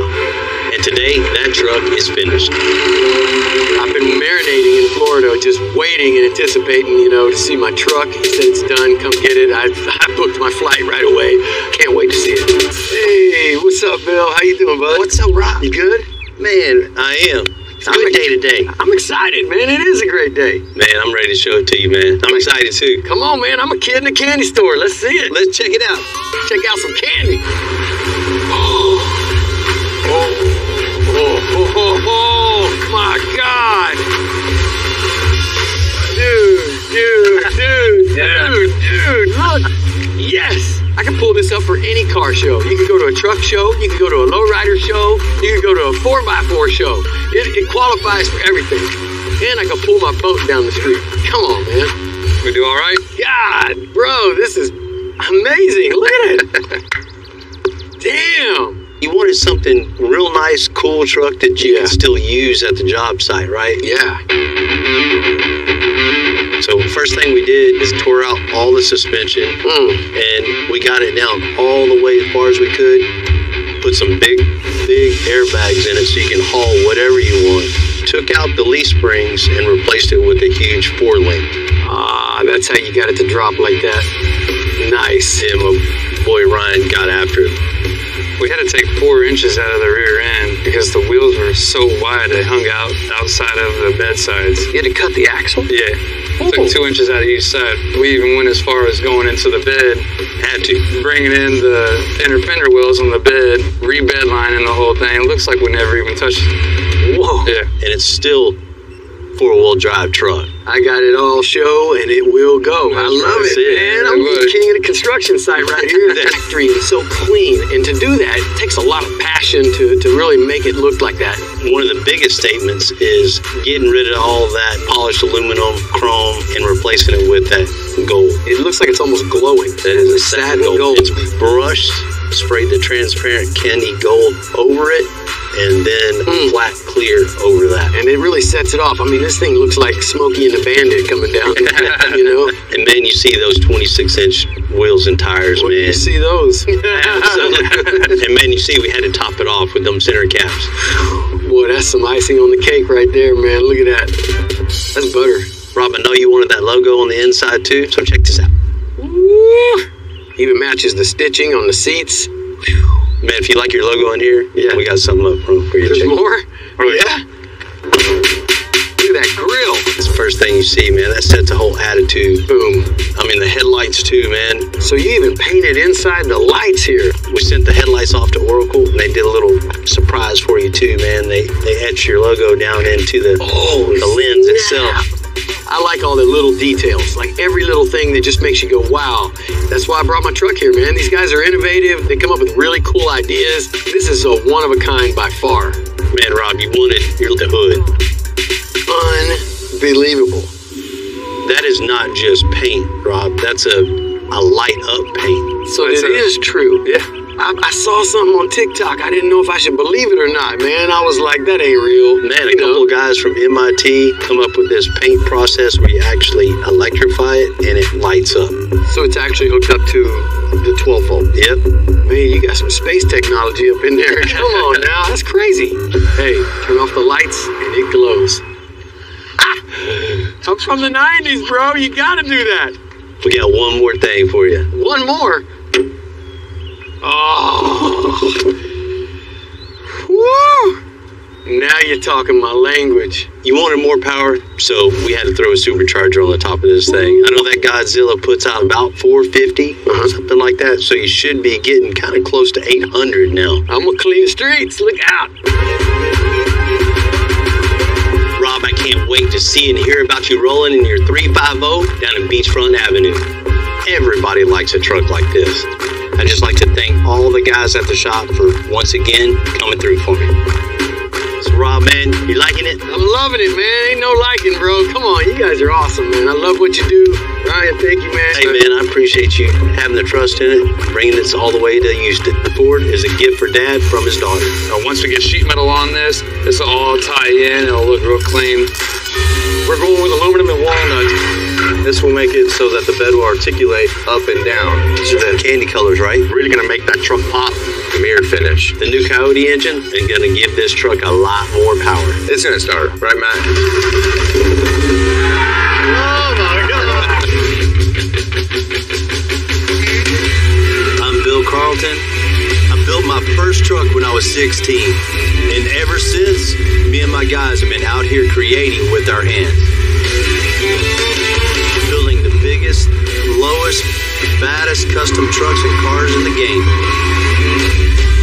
People don't come here for what they need. They come here for what they want. This is Texas Metal. Well, I know you're here to get an update on something, but finally all that chrome showed up. Man, it's about time, right? Yeah. That's definitely a slow process. You can't get that fast. I mean, that's a good thing. So another good thing is I've been here almost about 2 years now. Already? That's what Man. It felt like we just started here. Yeah. And what a wild ride it's been. 2 years, man. What's been your favorite build so far? Man, there's been a couple.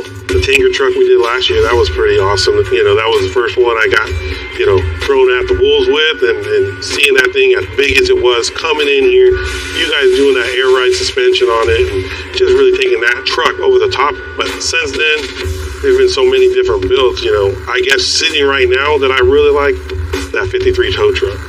You know, that thing. Yeah. When that thing came in, I didn't know to get you guys tetanus shots or a new truck. I mean, but then what you guys did to that bed, that frame, I've never seen anything like that. You had any easy ones? I haven't had any easy ones. I don't think I ever had either. Speaking of the latest challenge, you know, the 49 Ford. Huge project. You know, this is one of those projects that I was kind of iffy of taking it in or not when it came in as bad shape as it was, you know, sitting on the trailer out there. But getting it into the shop and getting it all tore apart, getting it blasted, getting it back, which is always kind of nervous.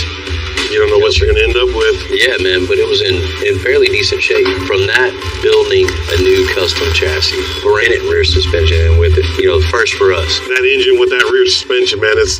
Putting that Coyote in an engine trans, you know, it's going to be a good running truck too, man. You know, it's been a long project. Oh, I know, yeah. But, yeah, we're at home stretch now. Building the bed floor, we still have to do that. Build running boards, paint and body. On this one, it's going to be a candy paint. Has to be. That'll make it stand out.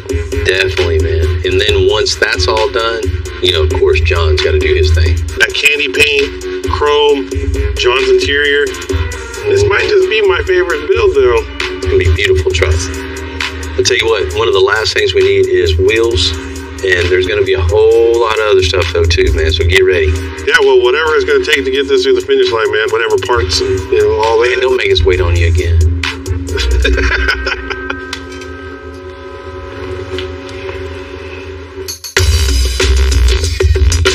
We've done a ton of metal work to this truck already, but we still have a few more custom pieces left. One of those is a custom running board that'll just go with the overall look of the truck. And Ryan and Dustin are finishing that up right now. So we got our running board this far, and now we got a real good idea of what it's going to look like and the route we want to go. It wasn't enough, so then we brought this little piece in, gave it a little bit of flow, you know, to go into the outside of the fenders like we want. Now, once we get sheet metal on this will all tie in. It'll look real good, real clean. But we got this far. Now we need to catch the other side up, make it look exactly like this, make sure everything is perfect, and then we can start doing our sheet metal work on top. Roll this bad boy here. I need some type of reference that I can measure off of that side and the same on this side, so I can make sure that these are landing exactly where they need to be. You don't want that one to be out of an inch further than this one.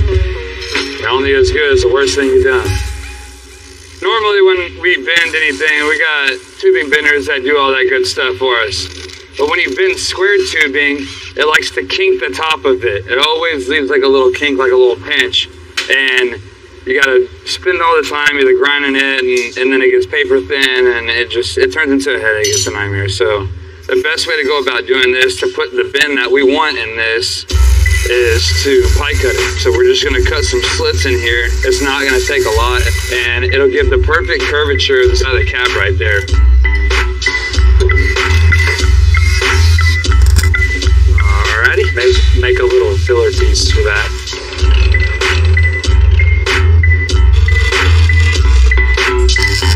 Instead of bending this and rolling this way and then having to roll it back, that would have been really, really hard doing it to that piece. Our sheet metal will go all the way to here, you know what I mean? It'll all be one piece sheet metal, so you'll never know that this was added on. It's just to give a little bit of character, a little bit more flow into the running board. And see, once we cut all this off, behind here, that will bolt into the fender, and this will all be part of the running board here. This will be gone. All that is gone.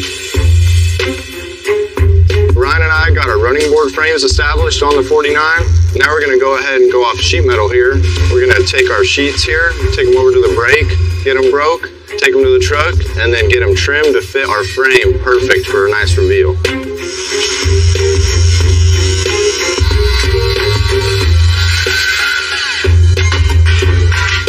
We'll go test it on the truck. I'm sure there'll be some minor finish trimming and buffing, and then we'll be good to go.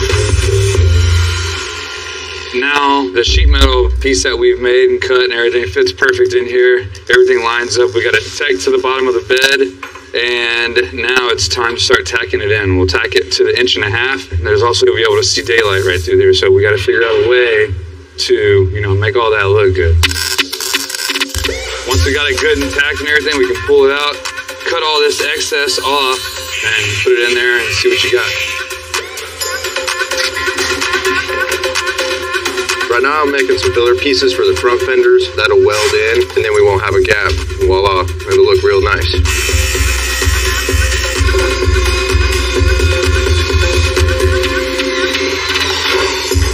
All right, so now Dustin and I have got the last pieces on for the running boards. One step closer to having all the fab work done on the truck too. So now we'll get on to the next step, which is, I don't know yet, but The next one. yeah.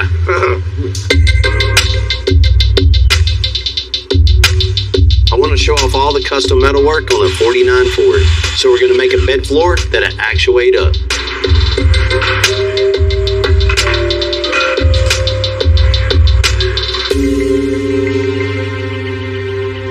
So we got our stock for the bed floor of the 49 Ford. Now that Bill's got everything laid out, kind of has his idea going on what we're going to do, we now know how wide each board needs to be. So to keep it safe and keep everything uniform, I've got some fingerboards set up. Needs to be, and from that point, it's just a matter of feeding it through, getting it all cut. We'll get back over to the truck and make sure it all works.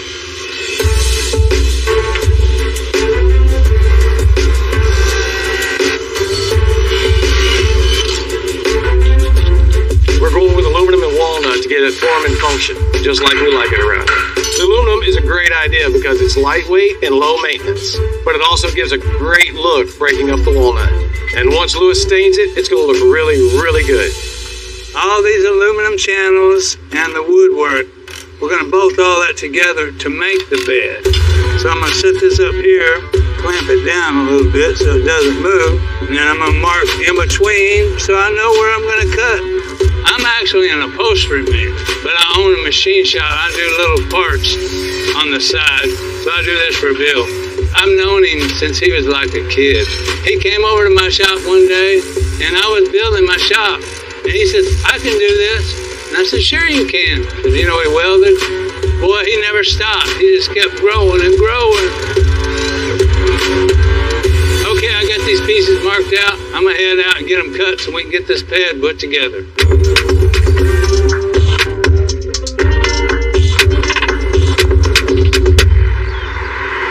All right, we're here at the machine shop, and I'm fixing to cut these channels in here. I'm going to move the table up until we touch the tool. I'm only doing it by eye. We have to cut it out a little bit at a time. You can't hog this material out. You have to cut it out. I always have eye protection.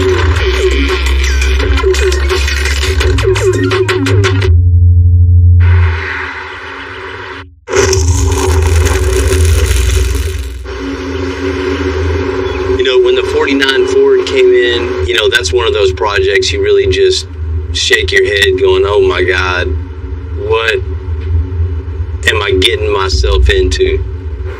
A lot of the times when projects look way too far gone, that just opens up more possibilities for building more custom into the project.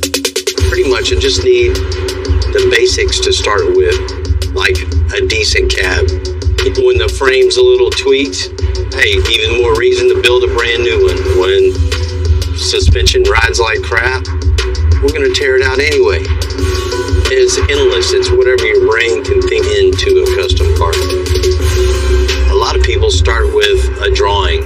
I'm going to build this. Well, in my case, how I like to do it is just getting a feel for the project and just building on ideas as you go. I think in the end, you create a way more special, a way more unique vehicle if you build it along the way.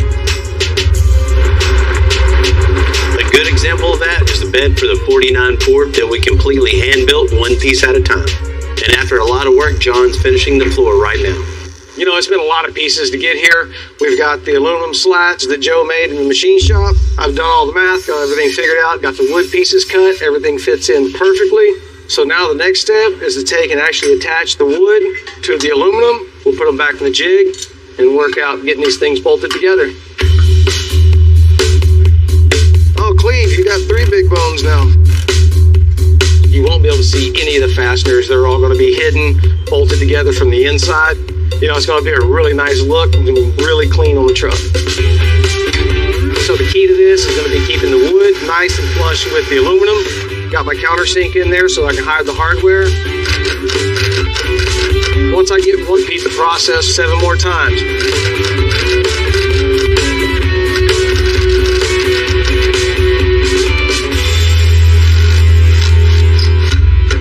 So the next step is to drill a hole in the middle through every one of these pieces and make them all line up in the same place.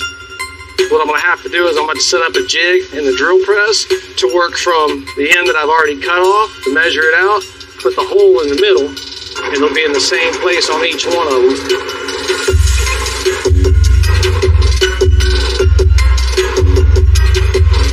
So I got all the middle holes drilled out, everything's going to line up, so the next step, lay it here on the table, get it squared up, and see if we can get our rod through it. This rod is going to help sandwich the center of it together. Come on. Almost there. Go to your hole. Nice. I'm going to set up some clamps, start pulling all this nice and tight, put a couple of bolts in it to hold the end caps on. That'll be on the bottom of the bed cover, so when it's closed, you won't see them. Joe made this piece for us here. He machined it down so it'll fit perfectly inside of these square tubes. And what that's going to do is it's going to support the ends and keep it from sagging. Get everything marked out where it needs to be, so we go over to the drill press. Make sure that I get these things drilled perfectly square into the material.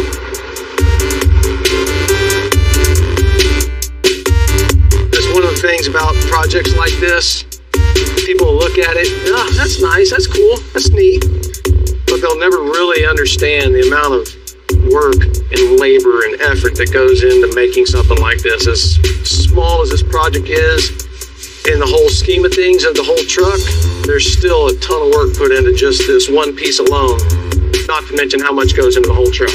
So next time you look at a really cool, nice, custom-built truck, give a little bit of thought to how much work is done that you don't see. Someone's put a lot of effort into it.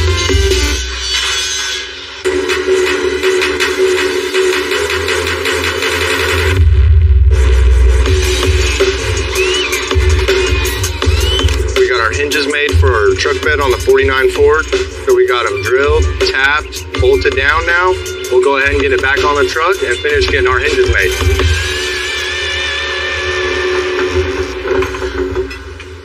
Now we need to make hinge mounts off the frame of the truck. So I'm going to go ahead and make these out of 1/8 inch up and down.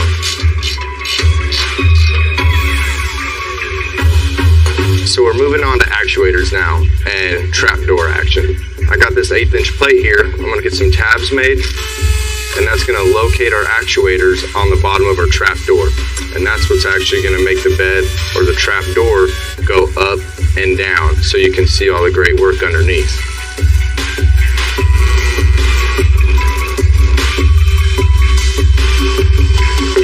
So we got our actuator mounts cut out, tacked up, and we got them installed on our trapdoor here.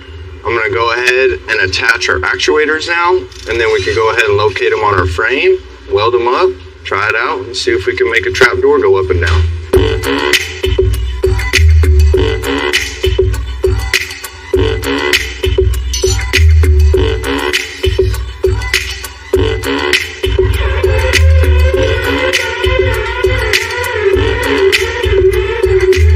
Trapdoor. You can see all our awesome work underneath, see the awesome frame, good to go.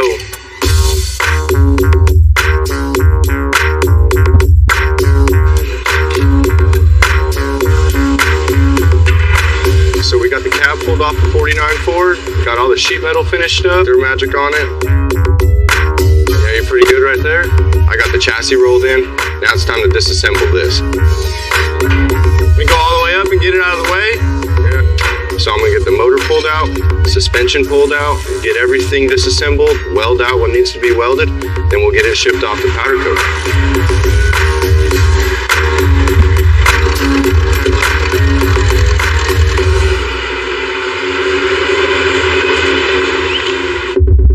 So as you can see, we got the 49 Ford pretty much wrapped up all the way in the exterior. Only thing left is the dash, and as you can see, it has all these imperfections that I have to address. I got a sander, get it ready so I can put body filler on it. Once I pretty much body work all this and we have it ready, we will put 1 coat of primer and we'll see what we have and probably add some more. Now that I have the dash sanded pretty much all the way to where I can start body working, I'm going to use a little bit of fiberglass to smear on it and to dress all the big imperfections. Once that dries, I can be able to block it. It's important to make sure that you wipe kind of following the contour of the metal. So by the time you start sanding and blocking, it shouldn't be too much of a hassle. Most people don't really focus on the inside, but once you're behind that steering wheel, you get to see all the details that this dash has. And once I get done with it, he's going to be real happy with it.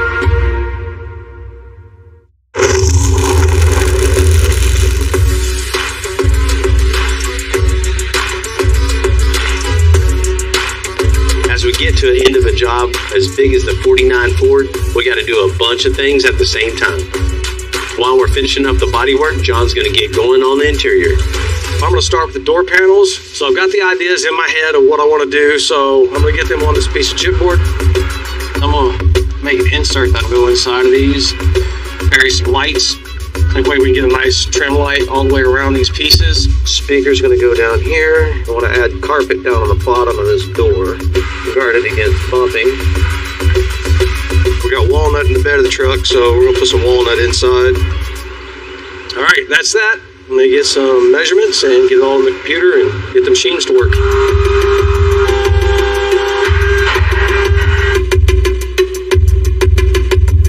So the router's done its part, made my pieces for me. So next step, a little bit of work on the router table. Take all these insert pieces, get them glued into the base pin inserts, start doing some body work on them, get those ready to go.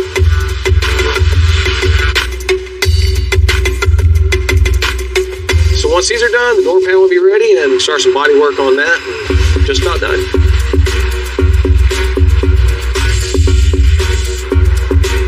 Well, all the body work's done, inserts are on, everything's where it needs to be. So the next step, get it on the truck, trim in the sides, thing will be ready to wrap, and we can move on to the next.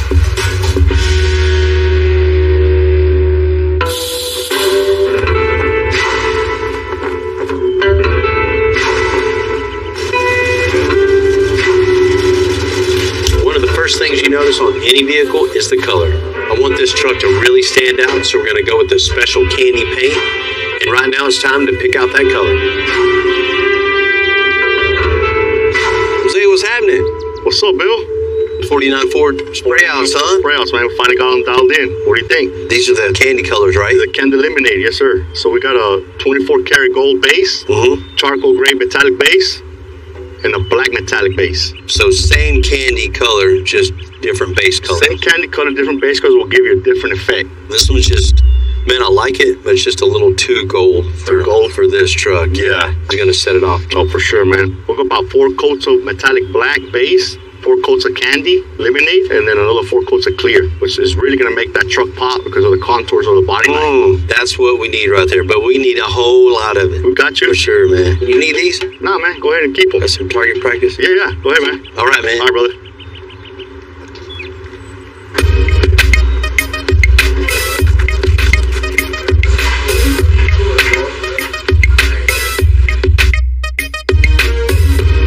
We went with the candy lemonade. We're painting a lot of pieces on this truck, from the frame, motor, transmission, body in and out. In this case, we're mixing up a 5-gallon bucket batch to get more consistency of the color versus trying to mix a gallon at a time. We could kind of throw off the shade and we do it that way. So that's what we're going with, the 5-gallon bucket. So this candy has a pearl, what makes it flop.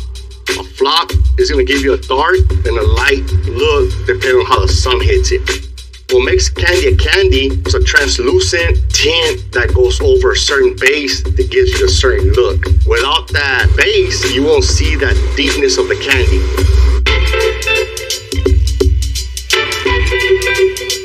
Got a quart of candy pearl base coat. We're gonna dump it in the quart of reducer to the quart of candy pearl base coat. Now it's time to spray this motor, transmission, and frame.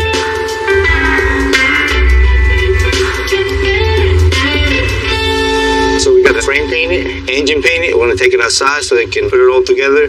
Then we're gonna bring the cab.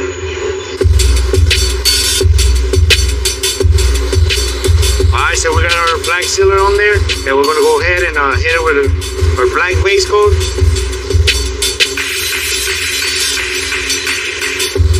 And we're gonna go ahead and hit it with our candy. So we're gonna have to paint everything at once. We can't do piece by piece because being a candy, everything has to be the same so it can match. We can't mess up on this one, so everything has to be done at once.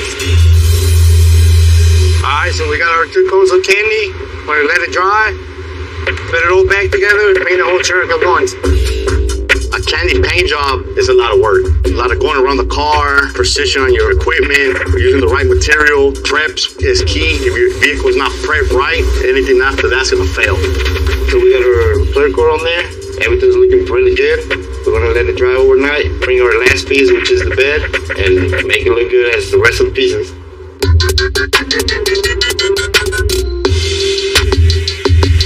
The 49 Ford is all painted and the suspension's all back from getting chromed. So now we're gonna get it all put back together. And the 49 Ford's gonna come out very, very nice. And with the chrome, the polished stuff, and the candy paint, boy, it's gonna be slick. But it won't like... We'll get it to go in there. Here, watch this.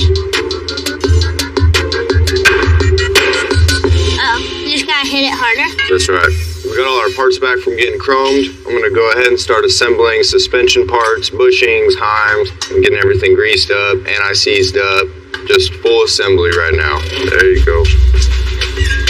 We got Mr. Corbin here helping me out. Anytime you send parts to get chromed, you always have to go through and clean threads like what I'm doing right now. There's always stuff that gets in the threads. And if you don't go through and clean it out, then you generally end up with a seized bushing or heim in your part. You put anti-seize on whatever part you're installing as well. I'm gonna thread that one in. And that will ensure no seized parts in your brand new, nice chromed pieces. Man, the chrome parts are very pretty, very so much more clear under the truck than a powder coated part. Great finish, man, that's mirror finish.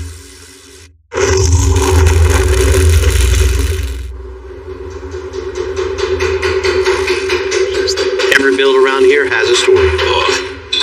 It's cool to think this 49 Ford is a gift for Dad from his daughter. We're at the stage now where Matt's gonna wire it all up.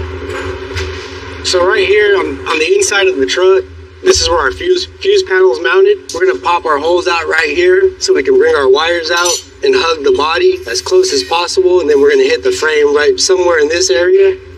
That way when everything's together, all this will be hidden. I've checked 4 times, but I'm gonna check again.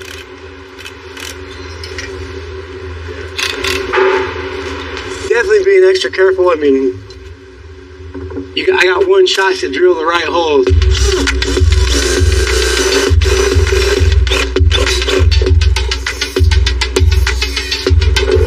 These are the bulkhead fittings we normally use, running air lines into the cab. You'd put this in there and push your airline in there. But this is the first time I've ever used it. Bill said, we don't want to see no wires on the frame, no zip ties. Forced me to figure something out. I know this keeps a nice tight seal, keeps water out and stuff like that, so I figured why not run wires through it. Try to keep it tight to the body, but still, I guess, symmetrical looking. So it looks like it belongs there and it's not, it wasn't an afterthought. We're gonna go ahead and drill them now. We started with a small hole, a pilot hole, and then we slowly step up the sizes. It makes the hole easier to drill when you do it that way. And also we don't want to create create too much heat. Since the frame's painted, it'll start bubbling up. None of this anybody's ever gonna see, but every build I do, I like to be not necessarily better than somebody else's build, but I like to be better than my last build. Luckily for me, this idea is working out the way it should. We're gonna go ahead and move on to the rest of them and get it tied up.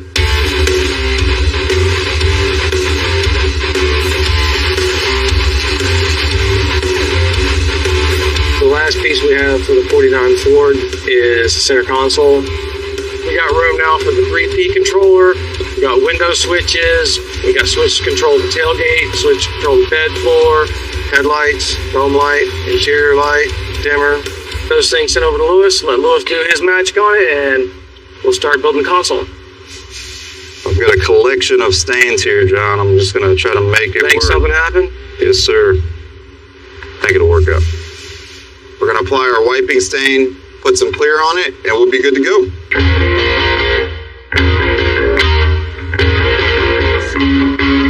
This is a water-based wiping stain, so it dries very fast. It's gonna highlight the beauty of that walnut, and it's really easy to work with.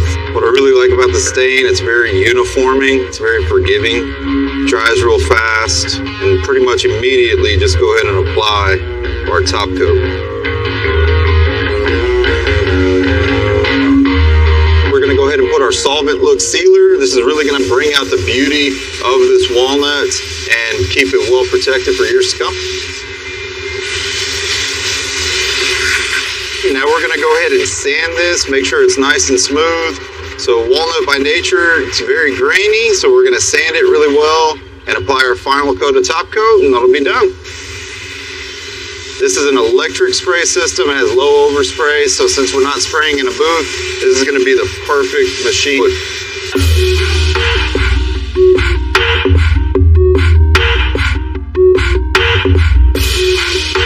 All right, all the pieces are done on the CNC, so now it's just time to put the puzzle together. Stack, stack, stack. We're just gonna use a little bit of stack fab here, stacking all the pieces up, fabricating everything in a stack. Pretty straightforward there, huh?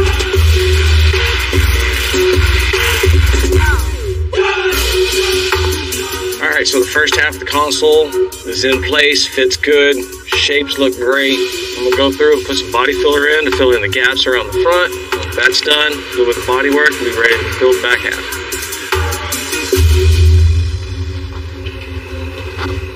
All right, so the top and the back half of the console is done and ready to go. So the next step, start building the sides, get it in place. A little bit more body work. We're ready to wrap it and we can kick it out the door. Anytime you're building a console, you want to keep in mind your designs, your shapes, make everything is kind of flows together. Something one-off, something different. Alright, so the console from 49 Ford is done and done. And this thing looks great. I couldn't ask for it to look any better. So with that being said, I'm going to get it in the truck so we can get the truck out of the shop.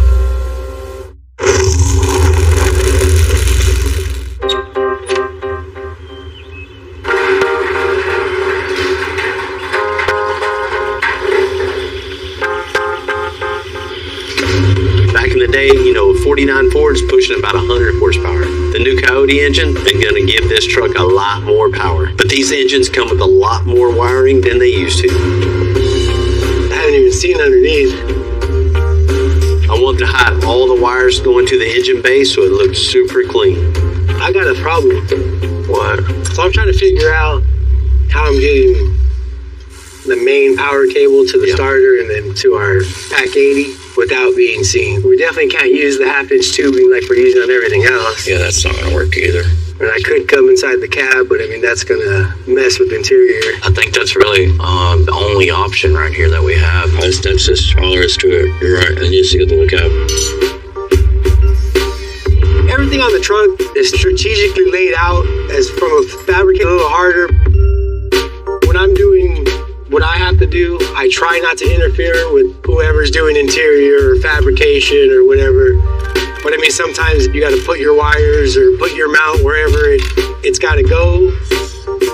And I mean, we're all good at what we do. So I mean, the next person, it might be a little more challenging, but they'll get it figured out. I'm gonna go ahead and start trying to fish the wire through. This one was a short run.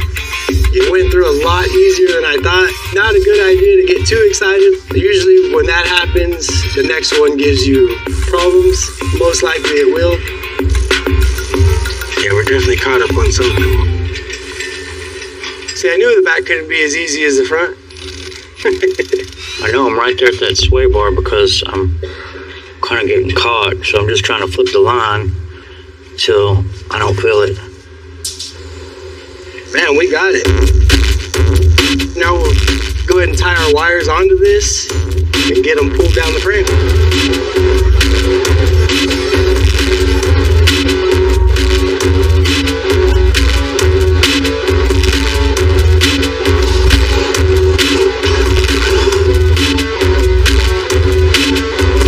This factory harness that goes on the Coyote motor, one of the main plugs that goes to the ECM is in the front, because that's where the computers mount factory. So I went ahead and we cut open all the loom on the harness. I moved the plug inside the cab. Doing that, it caused me to have to extend some of the wires for the sensors.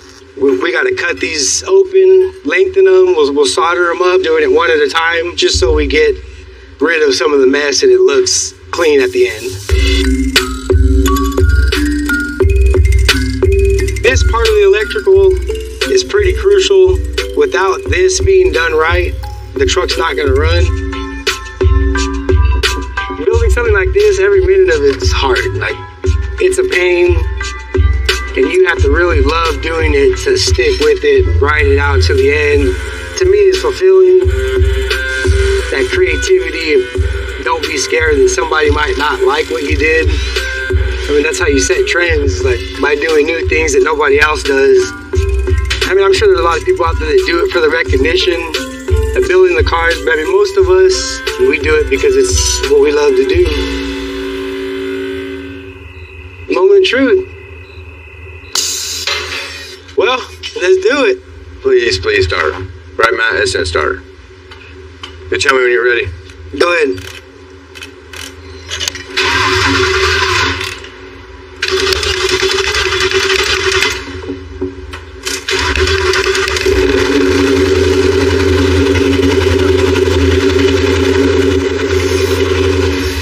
Let's go! Damn, that was loud as hell. Badass feeling, for sure. All that hard work, and it's there. I don't know what time it is, but it's late, and that's a good payoff. And the rest is up to them. Let's go.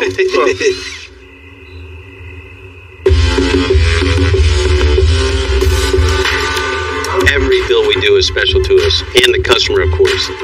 But this 49 Ford's maybe a little more because it's a gift. And it's almost there. We're putting the bed floor together one last time.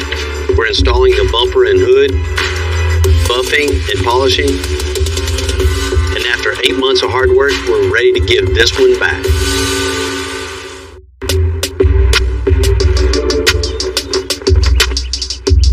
Once the vehicle is actually here, it's just an immediate rush of let's get this part, let's get these parts in. I have to be been doing this for 15 plus years, working with cars, trucks, moving out here, doing the big move with my family. Didn't know what to expect. The first 2 years being here, man, it's been one of the wildest, craziest rides I've ever been on. I fit right in with everybody because they speak the language that I speak, custom trucks. When Bill and the guys get in the back and they start going, the end product is like no other. You wouldn't even know that was the same vehicle that came in the first day. At the end of the day, you're making somebody's dream really become a reality. Oh, look at that! Oh my God! The detail and everything that the guys in the back have done to that truck, it makes you very proud to be a part of that.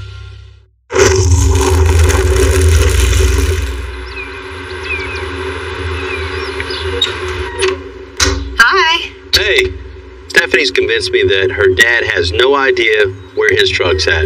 Stephanie, Bill? Yes, Carol, my dad. Carol's Bill. So we're going to play a little joke on him, have him come in, She doesn't know anything. I wanted to talk to you about my dad's 1949 Ford F1. They're coming in today for her dad to tell me what he wants in a build. I had one in high school, and I sold it. I've regretted selling it along the way, right? Yeah. I've seen builds work before, and I think this is the place to get my dream fulfilled and get him to build this truck. You know, the 49 Ford is a cool truck. I can definitely see you wanting something really cool built out of that. But we might have a little surprise for you. So Stephanie brought your truck in, a while back, and we've been working on it for you already. Really? You're on my leg? What'd you do? Come on. All right. Let's Let's see. go. Oh my God. Oh my God. Bill. What you gonna do? Smoke?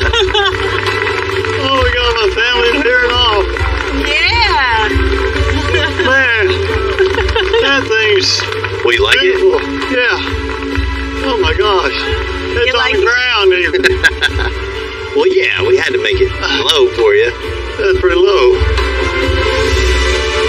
My dreams come true. I walked out here and I saw the truck. Oh my God. Everybody was hollering at me. I'm very grateful and blessed to have such wonderful people in my family.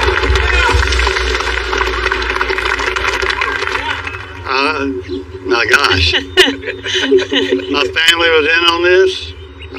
I can't even tell you how much that means to me. Y'all did good. You did good. Yeah, y'all did good. All y'all did good. It's beautiful. When she brought your truck in, I kind of really didn't want to tackle it. It was just so much work involved to take something like that and make it into something like this. But she talked me into it. It was a special project, especially for you. I had one in high school, and there's no way we could have done that in high school. There's so many things I see that I like and that somebody did work on. Every one of these guys got blood, sweat, and tears in it for sure. Did they have tetanus shots? Oh, yeah. We're all up to date. Up to date? Oh, I can't imagine how much time and hours that they've spent doing metal work on the truck. The bed, the fenders, the drip rail, all of the body seams welded and cut up. Unbelievable metal work.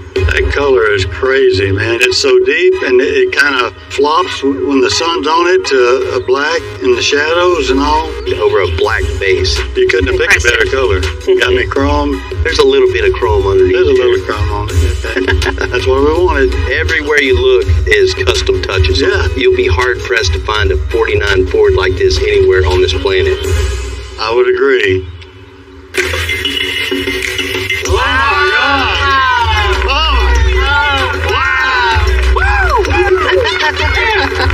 Yeah, buddy. Oh my God. You see that 5.0 fits really good underneath the hood. Now, we had to make a whole lot of room, and while we're making a lot of room, we made a bunch of handmade panels to make it look even better under the hood. The inner fenders are all welded up. There's no seams in the bottom part of the front fenders. I don't have words. I mean, it's just fabulous. If you're liking that, I like that. For you to check out. I like that. Golly. Wow. Nice. Very nice. Big transformation what was there. There wasn't anything there. I mean, your interior was missing the floor. We repaired all that, slicked it all out. John Burgess got busy in building everything you see in there pretty much. Holy Jesus. John did a fantastic job on that interior. The door panels, the seats, the carpet, the dash. That's just one of a kind interior. Just gets better and better. I think this is one of my favorite parts of the truck for sure. When you're behind it, you see those 22 by 12s with the big tires on it. The handmade bed kind of built to the suspension and the wheels and tires. What holds tailgate on? It's all actuated. Actuated. John, help me out. Wow, that's so cool. Oh, Lord. What? Oh, look at that. Wow. Bed floors all on actuators too. You can see all that framework. Wow, wow, wow, wow. Wow. there's their independent rear suspension. It's beautiful. You see, that's all connected to a brand new chassis, front to back. Every bit of the suspension in the front is all been handmade with air suspension, so you can raise and lower it and still have that nice, comfortable ride also. It looks just as good looking at every angle from underneath as it does from the top. Wow, it's fabulous. You know, I always say it's not a one-man show. I mean, it takes everyone in the shop to work their ass off all day, every day to see projects like this to the finish line. So how do you think we did, man? Is this the truck you was hoping for? Yeah, it's everything I could have dreamed of or imagined. All, baby. You're welcome. Love you. Love you too. Thank you, Bill. You're very